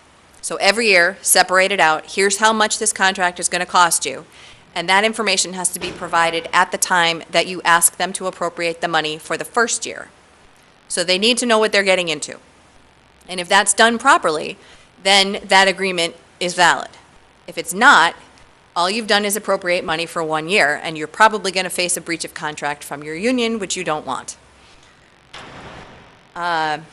Anything else? Oh, that includes evergreen clauses as well. So if your collective bargaining agreement has an evergreen clause, which is something that says, if this agreement expires and we don't have a new one in place, everything continues along until we get a new agreement, including step increases. So then you would have to provide, nobody knows how many years. You could ask DRA for guidance. Usually they say 2 or 3 years is pretty good, past the date, the ending date of the contract. They might require more if it's going to be a significant amount of money, but you have to disclose as much as you can. If it doesn't have an evergreen clause, you don't have to worry about that, but you still have to disclose everything that's going to happen in the contract. If you have a multi-year equipment lease, it's kind of the same thing. You are pledging that the town will spend a certain amount of money on this lease every year going forward for the term of the lease. So you have one of two choices. Well, you have two choices. One of them is you can treat it as borrowing, and you need a 3/5 vote to approve any kind of borrowing, which is essentially what you're doing. You're saying, I'm going to pay you over time. The other way to go is to include a non-appropriation clause in the lease, which otherwise called an escape clause. It says if the town or the school district does not appropriate the money for the lease payment in any year, you get out of the lease, you return whatever it is, we let you go, there's no penalty at all. If that's what you have, essentially you have a year-to-year agreement and you can get out of it any time, and that's not a problem. DRA does not consider that borrowing, that's fine. Then there are the tricky ones, where it's not really a multi-year lease, a lot of times, or a multi-year agreement. You have an agreement that straddles 2 budget years. This happens a lot with towns that have a January 1st to December 31st fiscal year, and they get an oil contract in August that will span into their next budget year. And if you have anything like that, I'm having trouble coming up with an example for a July to June year, but if you have something like that, what's really going on is that the governing body is saying, okay, we'll enter this contract, and we have enough money to pay for this contract through the end of our fiscal year. We are then going to recommend to our voters that they appropriate the money for the rest of the contract. And you better hope your voters say yes, or that the person you contracted with gives you an escape clause, because there's no way to bind the town to that agreement without getting a town vote to do it. So those are a little bit tricky. They're very common, though. Contractors want an agreement that runs through whatever season it is. They want a fuel contract that runs for a whole year, but that year might not coincide with your fiscal year. So you have to be a little careful about those.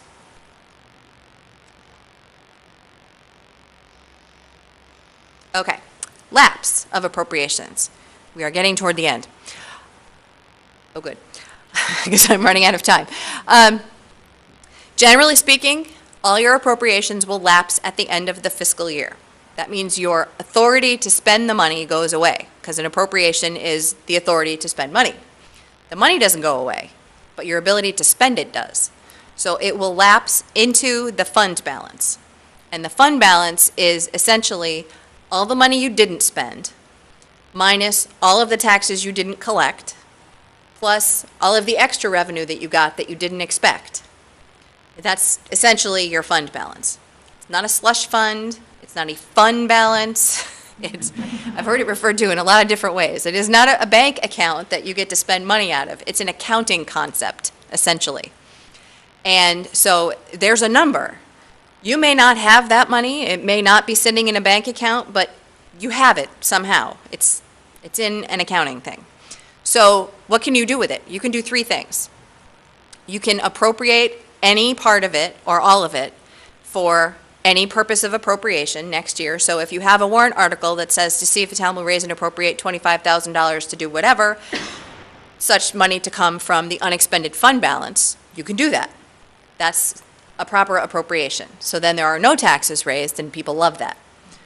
You can use it to reduce the following year's tax rate. This is something that the governing body does. The school board or the town council would do this when they meet with DRA to set the tax rate. They can say, DRA is going to look at everything. They're going to subtract out all of your other non-tax revenue and say, here's the amount of money you have to raise by taxes. And the town council or the school board can say, we would like to apply $500,000 of our fund balance to that number. And that reduces the amount of taxes that you need to raise, so everybody's tax rate goes down a little bit. That's something that they can do. It's completely up to them. DRA will not force them to do it or not do it. Although they will give them a lot of guidance on it and tell them whether they think it's a good idea or a bad idea. And the other thing you can do is just hold on to it and keep it for emergencies. When something goes really wrong and you ask, can I overspend the bottom line of my budget, you need to have some place that the money is coming from, and this is where it comes from. And as with everything, there are a lot of exceptions.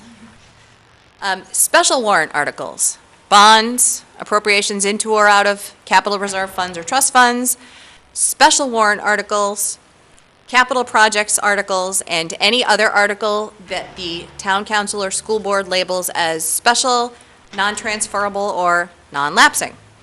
Those don't lapse. Special warrant articles can actually include language that say this appropriation will be non-lapsing for up to 5 years. 5, 4, 3, 2, whatever. But they're automatically non-lapsing for 1 year, and all you need is for the governing body to get together, take a vote before the end of the fiscal year, and say we want to encumber this fund for another year. If it's a special warrant article, they can do that. Other encumbered funds are things you are contractually obligated to spend, but have not spent yet. This is why purchase orders go out like crazy at the end of the fiscal year, because people are trying to make sure that they have created an obligation to spend the money. Because next year, if you haven't spent it, people will say, well, you didn't spend all your money, you must not need it. So if you've ordered the playground equipment and it's coming, but you haven't paid for it yet, that is a contractual obligation. The way I like to explain it is, if you're going to get sued if you don't spend this money, it's a contractual obligation. What it is not is a way for the town council or the school board to just wave a magic wand over something and say, we're encumbering this because we meant to do it, but we didn't get around to it. But really, we're going to do it. That's not legal. Bonds don't lapse. They stay in place until you finish the project or the town votes to rescind the bonding authority, which makes sense because usually that's a project that's going to take a while. Anticipated grants. Grants are wonderful, but you have no idea when the money is going to show up. So as long as you have approved an expenditure that's going to be funded by a grant, your authority to spend that money continues as long as it takes you to get the money, whenever it comes.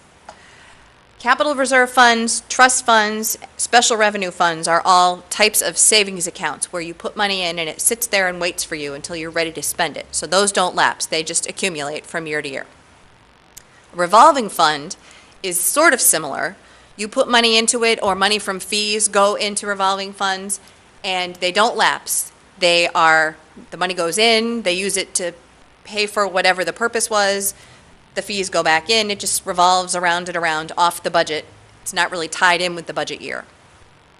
Other kinds of funds that will not lapse because the law says they don't include things like the conservation fund, the sewer fund, the water fund, impact fees that your planning board will collect, although they have to be repaid after 6 years if you don't use them.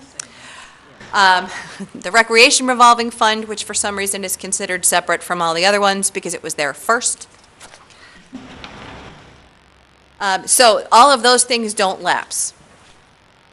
The last concept, the transfer of appropriations. This is the most flexible tool that your governing body has. When you put your budget together, you're already meeting. Your budget committee is already meeting now to put together a budget that ultimately is going to get voted on in March.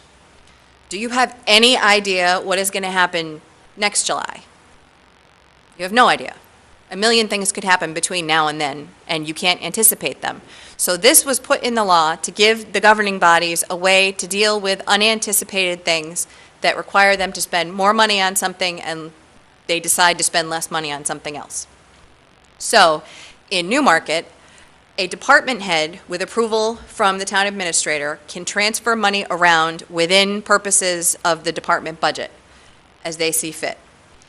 And the town administrator, with the council's approval, can move money from one department to another. And there's nothing the department head can do about it. In towns, it works the same way, except there's one less layer.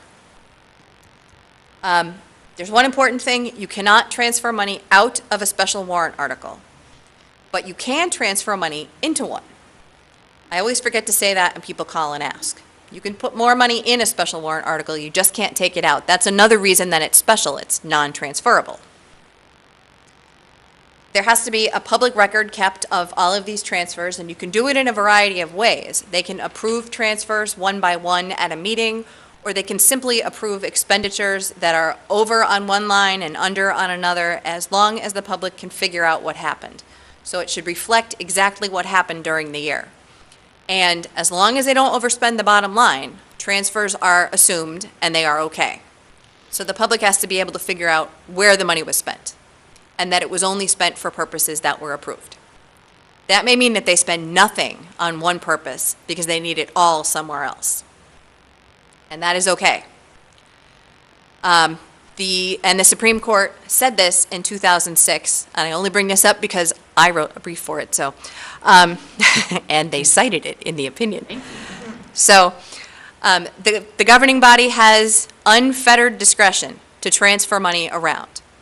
The law specifically says that no one is allowed to challenge it. Now, how this case got to court when no one is allowed to challenge it, I do not understand. But anyway, no one's supposed to challenge it. It applies to the ordinary operating budget or a default budget, if that's what you end up with. And that's what happened in this case.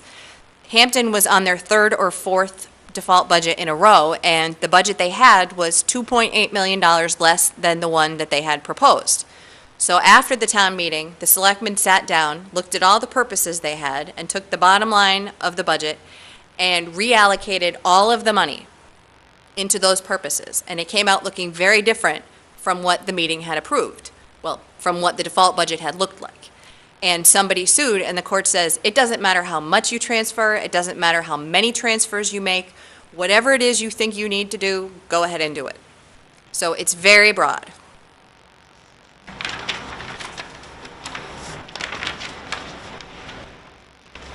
Okay. This is the tough one. No means no. RSA 3210(1)(e) says that when the meeting deletes a purpose, which you can't do in a separate article, because the legislature said you can't, but you can take a line item out still, that's still legal.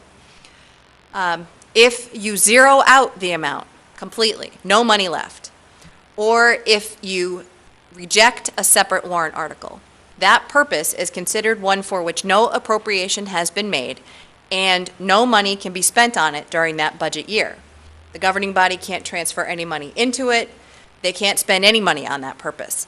If you have a revolving fund for the same purpose, no means no applies to that too. So it's very, very broad. It is not as easy as it sounds. And I'll give you one example. There was a town 2 years ago that had a warrant article to buy 2 police cruisers on their warrant. It was a separate warrant article, and it was rejected. And then the selectmen said, we have a capital reserve fund for police equipment and vehicles, and it has enough money in it for us to buy 2 cruisers. So trustees of the trust funds, could you please give us the money so we can go out and buy the cruisers? And they said no, because the town rejected that article, and no means no. And nobody had any idea what the answer was. It didn't go to court, so we didn't get any opinions out of it. I can tell you that what actually happened is everybody got mad at each other for about 3 months, and eventually the trustees of the trust funds gave in, and they bought the cruisers. The police were happy. The selectmen were unhappy because everybody else was unhappy with them, and the trustees of the trust funds stopped talking to the selectmen, and the whole thing was a big mess. So, there are a couple of things to think about with this. One is, someone ought to explain this at the deliberative session. There are ways to fix it. If you have an article and it looks like it's going to fail, there should be a discussion at the deliberative session to flesh out why it is people don't want it. If you have a capital reserve fund with agents to expend and you have an article on your warrant to do the same exact thing, there should be a discussion about whether people don't want cruisers or they don't want to pay tax money for cruisers. They would prefer to spend the money they have already put aside for cruisers. That would have helped in that situation, but they didn't do that. Imagine that you have one article that proposes something, and there's also a line item in the budget proposing the same thing. If they both pass, did you appropriate twice the amount of money? If one of them passes and the other one doesn't, does it mean yes or does it mean no? I have no idea. Nobody knows. DRA does not have an opinion on it. Their exact words are, we do not police expenditures. So they police appropriations, but they're not going to opine on what you do with the money after you appropriate it. So until somebody sues somebody else, and I don't want it to be you, we're not going to know. So be careful with that. This is another thing that we spend a long time with moderators on every spring, to try and make sure that they can point out to their governing bodies and budget committees what the problems are, and they can get somebody designated to stand up and explain the problem and ask the meeting what it is they want to do. If you have minutes that explain what the people want to do, then you can figure out how to do it without having everybody be mad at everybody else. Tax and spending caps. I did not see one in your charter. Did I miss it? Nope. Okay. The legislative body can adopt a cap on annual increases in the estimated amount of taxes in the proposed budget. It should be stated either as a fixed dollar amount. The proposed budget can't propose to raise taxes more than X dollars, or it can't propose to raise taxes more than X percentage of whatever it was last year. And the thing about it is, it only limits the proposed budget. It doesn't limit what the meeting can actually do.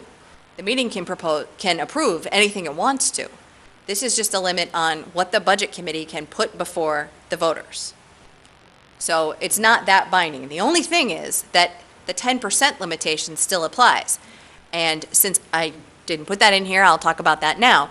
With an official budget committee, the voters are only allowed to approve an amount of appropriations altogether that is no more than 10% above what the budget committee recommended. The reason for that, when this was put into the law, is that people were appropriating a lot more money. So one of the reasons for having an official budget committee, other than having a separate impartial set of eyes whose only job is to deal with the budget, is for the voters to say, don't let us appropriate too much. It's not been a problem recently, but someday, hopefully, if the economy gets better, it will be. So if there's a tax cap or a spending cap, the voters can still approve more than the cap, but they still have to be under the 10%. And DRA has a form for this. It's on their website. We give it to moderators and tell them to have somebody appointed to sit next to them with a calculator and check it as they go to see if they're getting close to it. This is difficult in SB2 towns because in a traditional meeting, when you hit the 10% mark, the moderator says, do you want to do something different about the things you've done already? Do you want to reconsider anything? Figure out which ones you really want? You don't get to do that here. So in an SB2 town, the way to fix that problem is to have contingent articles. The voters at the deliberative session can amend an article to say, if this article passes, that article will be ineffective, or the other way around. So they're making choices ahead of time to make sure that if they go over the 10% limitation, they know what they're going to get. If you don't do that and you go over the 10% limitation, what DRA has done in the past is look at everything chronologically, and they do the math, and as soon as they hit that number, everything below that goes away. They'll disallow everything else. So the order of the warrant becomes very important, and that is something the town council and the school board are in charge of. If you really, really want something and you're worried about the 10% limitation, move it toward the top. I have heard that they will be, they're open to discussing it with the governing body. Last year, there were 2 towns, actually, who called up and said, we realize we made a mistake. Can you please get rid of that one instead of that one, because we really, really need that one? And they were okay with that. But it would be great if you could fix the problem before you ever got there.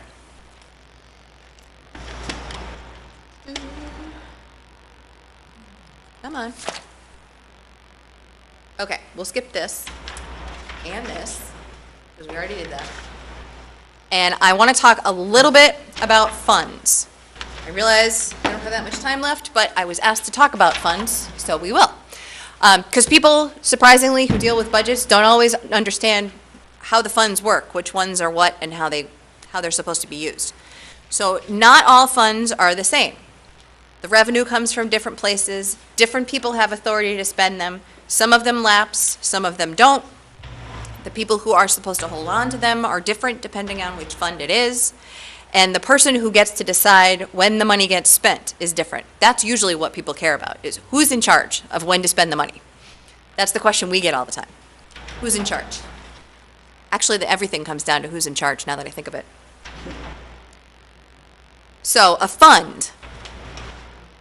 Excuse me, I did not write this. This is what the numbers people say.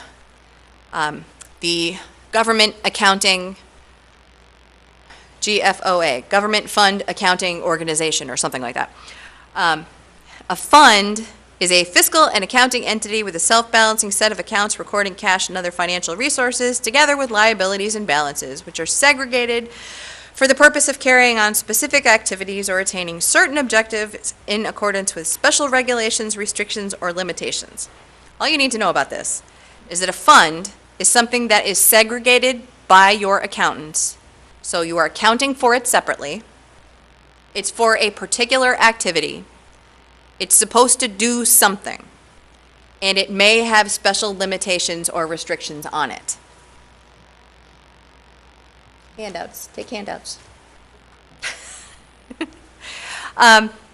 So segregating, I was astonished to learn, because I am not a numbers person, that segregating your accounts does not mean having a separate bank account for everything.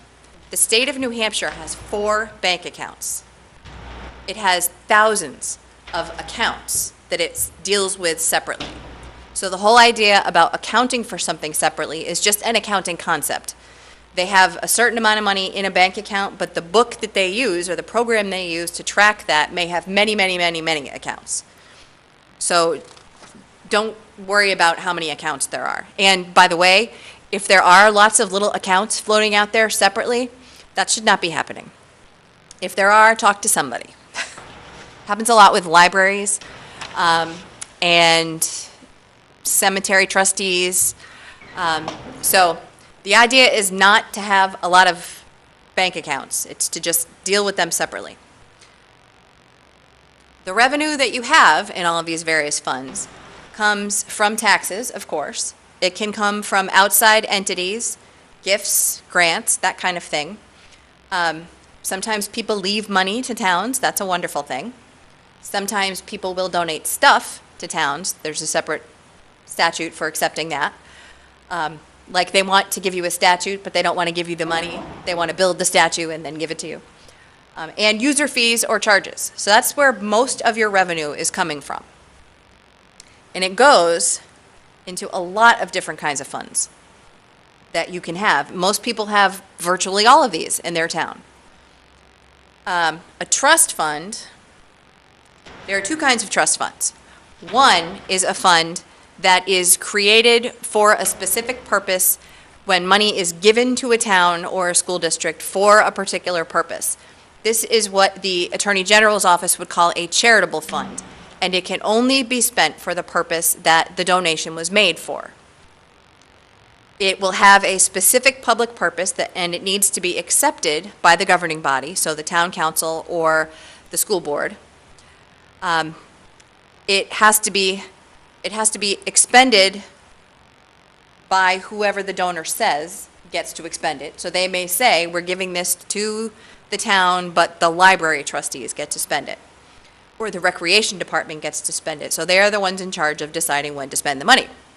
And it is held by the trustees of trust funds, which makes sense because it's a trust fund. So this is a charitable trust. If you want to change the purpose of a charitable trust because it's no longer possible to do whatever it is that the person gave you the money for, you have to go through the AG's office and go to court and change the purpose. So the person to call at the AG's office if you have any question is Terry Knowles, TerryKnowles. She knows everything there is to know about charitable trusts. And I can give you that information later if you didn't get it. The other kind is an expendable trust fund. This is the kind that the town or the school board creates, the school district creates, in order to accomplish some purpose.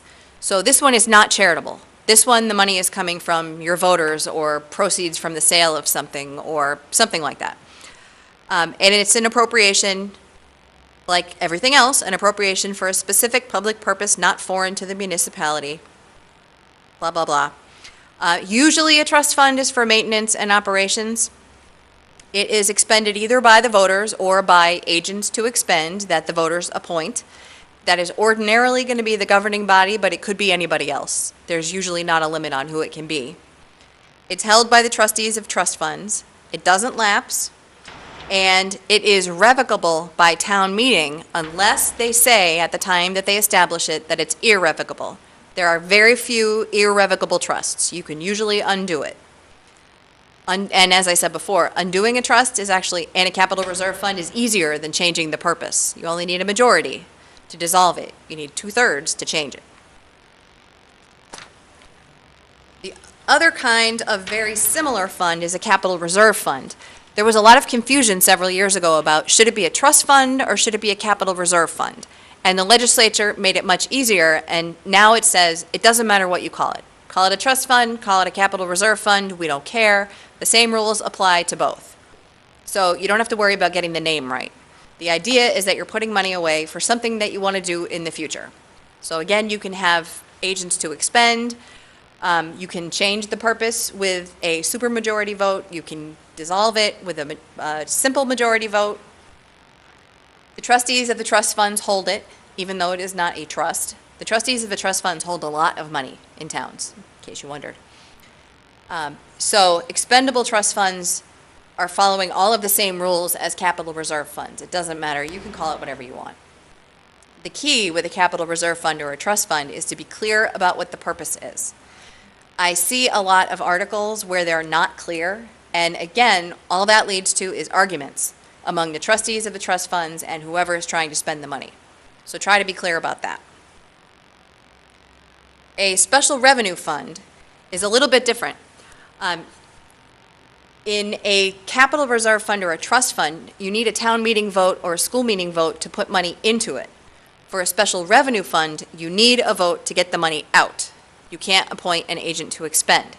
A special revenue fund is set up to isolate a stream of revenue that you have coming in, like tipping fees at your transfer station, or if you charge for televisions or anything like that that people are bringing to the transfer station.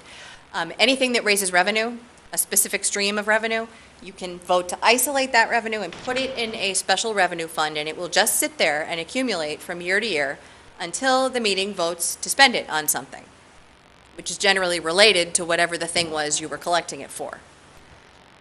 And that one is held in the custody of the treasurer. Revolving funds are fun. The Recreation Revolving Fund was the first one that was created, and the reason that they created revolving funds in the first place is that when you make an appropriation, remember that I said you have to come up with a specific number. You have to estimate if you're not sure. Recreation is one of those areas where you never have any clue how much money you're going to need. How many kids are going to sign up? How popular is it going to be? How many people are you going to have to hire?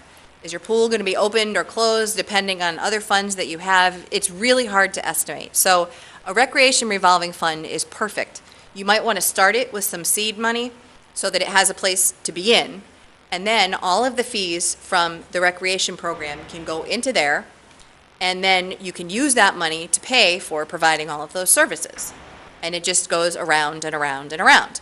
And hopefully, if you're doing it right, the fees are going to be roughly equal to the amount of expenditures that you have. If that doesn't work out, you can always appropriate more money into it if you want to. And you can, your voters can change, they can limit what can be spent, a certain amount of money, they can limit the purposes for which it can be spent. There's a lot of control over revolving funds. But the great thing is that you don't have to do anything about them at a town meeting if you don't need to. You can just let it go, and it just revolves around. Usually it is expended by the Recreation Commission, if you have one, or some other body who's in charge, whoever the town meeting says. Another form of revolving fund, it's actually, how many now? 1, 2, 3, 4, 5, 6, 7? They keep adding them. Other revolving funds are found in RSA 3195H. They are essentially the same as a recreation revolving fund. It's just that the legislature discovered that there were a lot of other things that revolving funds would be good for. The ones that are used the most are police special details and ambulance services because, again, you have no clue when you're putting the budget together how many police special details are you going to need. It depends on who wants to do something out on your road, and you don't know. And you don't know how many people are going to call for ambulances. You don't know how much of that money you're going to be able to recover. So it's very difficult to estimate. So if you set up a revolving fund for those purposes, then again, the fees for the service come in, the money to pay the people who do it goes out, and it just revolves around. And if you need to put more money in at some point, you can at whatever next town meeting you have. It is expended either by the governing body or by whoever else town meeting appoints. And again, you can limit, your voters can limit what kinds of things it can be spent on. They can limit the total amount of expenditures out of it in a certain year. They can limit the size of any one expenditure. So they can put all kinds of limits on it. No means no applies to revolving funds. So if your voters say no to funding recreation programs, even if you have a revolving fund, you now cannot spend that money to do that. If you have a revolving fund that can be used to purchase equipment or to build facilities for recreation purposes, and there's a separate warrant article or a line item in your operating budget to do that same thing, if that fails or gets reduced to zero, you can't use the money in the revolving fund to do that. So that's another thing that you have to be aware of when you're looking at the warrant articles and the operating budget. Be aware of what you've got revolving funds for so that you don't inadvertently strap yourself into a place that you can't get out of. Drug forfeiture funds. Local law enforcement agencies that participate in any investigation or prosecution of drug offenses that result in federal forfeitures, and this can be a significant amount of money. Just ask any of the towns that found meth labs. They can request a share of the net proceeds, and the town is entitled to get it. There's a statute that explains exactly what the formula is and how much money you get. The funds are only allowed to be used by law enforcement. And the purpose is to increase or supplement the ordinary appropriation that they get.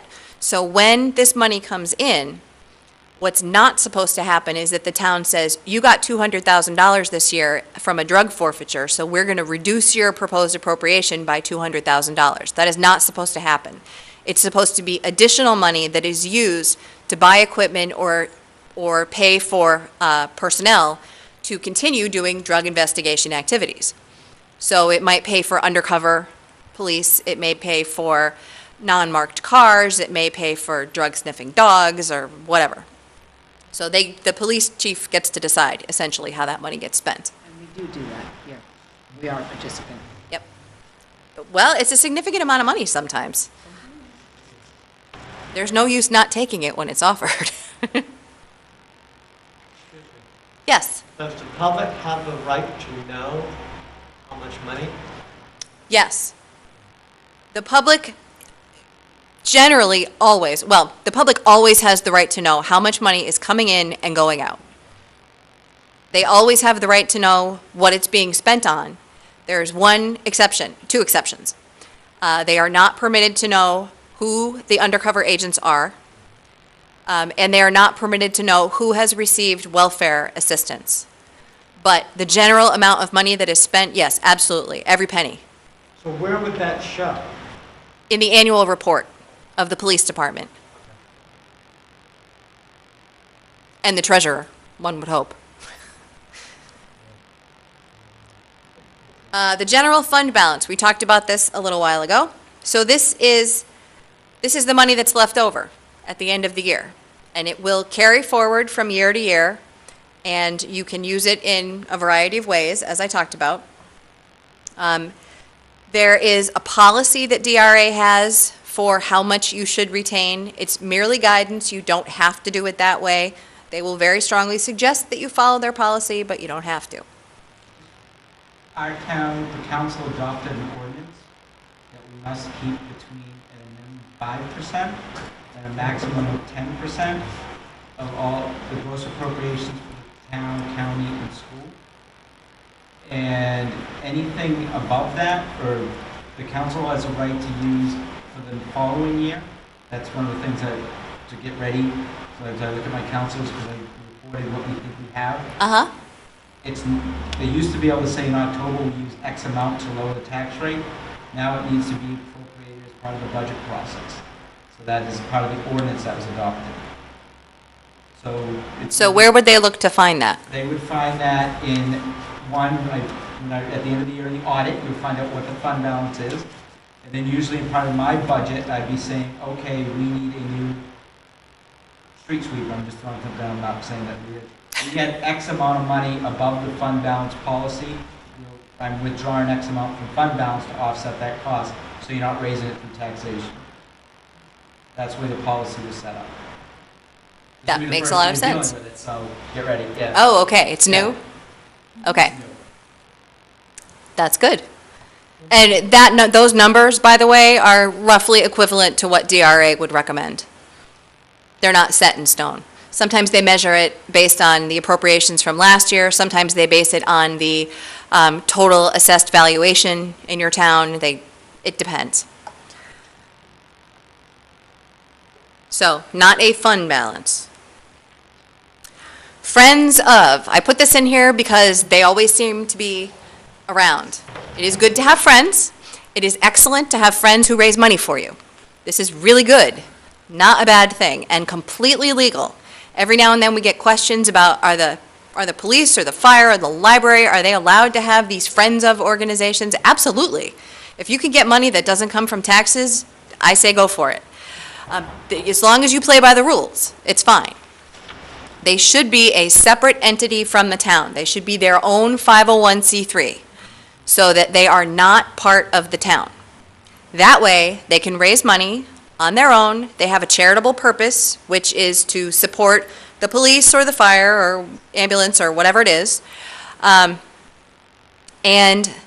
if they're not part of town government, they can treat the money differently. Do you have a question? Oh, you just hit on something, an extreme subject that I was just... Should I keep going? Keep Oh, going. no, it's lengthy. Maybe I'll get, 501c in several departments, okay, we're just going over what have you, and I just had a difference between two different things. okay. So yes, continue, please. Okay, we'll see where we get when I finish. If there is any question, because very, very often, the people who are part of this organization are also employees of the town or library trustees, and that's okay. There's nothing wrong with that. If you have a question about what kind of organization it should be, again, the person to talk to is Terry Knowles at the Division of Charitable Trusts at the AG's office. She's the best person to talk to. She's so good, in fact, that she and I, our first interaction, we disagreed violently about something, and I have worked out the utmost respect for her. She knows more about this subject than anybody else, so I can't emphasize enough, you should call her. Or email her, because she will get back to you more quickly with email. So, it's fine to have these friends, it's fine for them to hold fundraising, fill the boot, you know, any of those things that they do. The key is that the association, separate from the town, raises and holds the funds. They are the ones with the money. It should not be commingled with the town whatsoever.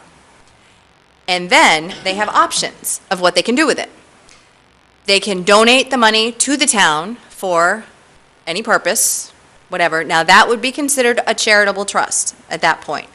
It would be held by the trustees of the trust funds and could only be spent for that purpose. But that purpose could be buying fire equipment. It could be buying books for the library or upgrading the computers. It could be whatever it is. They could donate the money to the town for any purpose at all, if they wanted to, if they were just friends of the town. But more often, it's for something specific. So when it's specific, it's a charitable trust, and you have to confine the expenditures to that area. They could donate ahead of time as part of the preparation for doing something. And they could also agree to appropriate money or to donate money at the time of town meeting. So part of your appropriation, if you're breaking it out into different pieces, X amount from taxation and X amount as a donation expected to be received from the friends of whatever, and make the article contingent upon the receipt of the gift so that you don't end up having to raise the whole thing through taxes.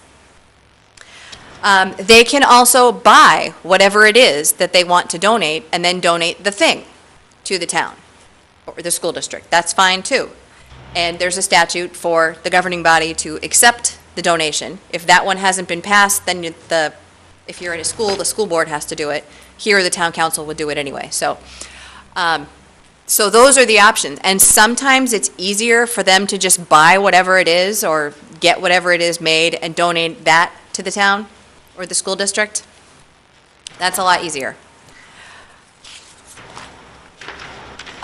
So the most important thing about that is there should be no commingling of funds. That money does not become town or school money until it is actually donated. And this is where the record keeping becomes very important. Somebody asked before, how do we know how much money is coming in and coming out? There should be a report of exactly how much is coming in donations and where it went and what it was spent for. And I just wanted to bring this up very quickly. If you're confused about which funds you have in your town, and you'd be surprised about how many people are, there's no shame in not knowing which ones you have. If you look at your town report, everything should show up in the annual report. All the funds that you have, if you look through the trustees of trust funds and the treasurer's reports, if you look through the selectmen's reports, if you look through each department's reports, all of those things are going to show you, and the library, don't forget the library, because sometimes they hold their own money. If you look through all of those reports, all of the funds that you have should show up someplace. And then you can figure out where your money is going and what you might want to do differently. And if you're on a budget committee, I strongly suggest that you do that, because it's hard to figure out what you want to do next year if you don't know how it worked out last year. So, is there anything I missed?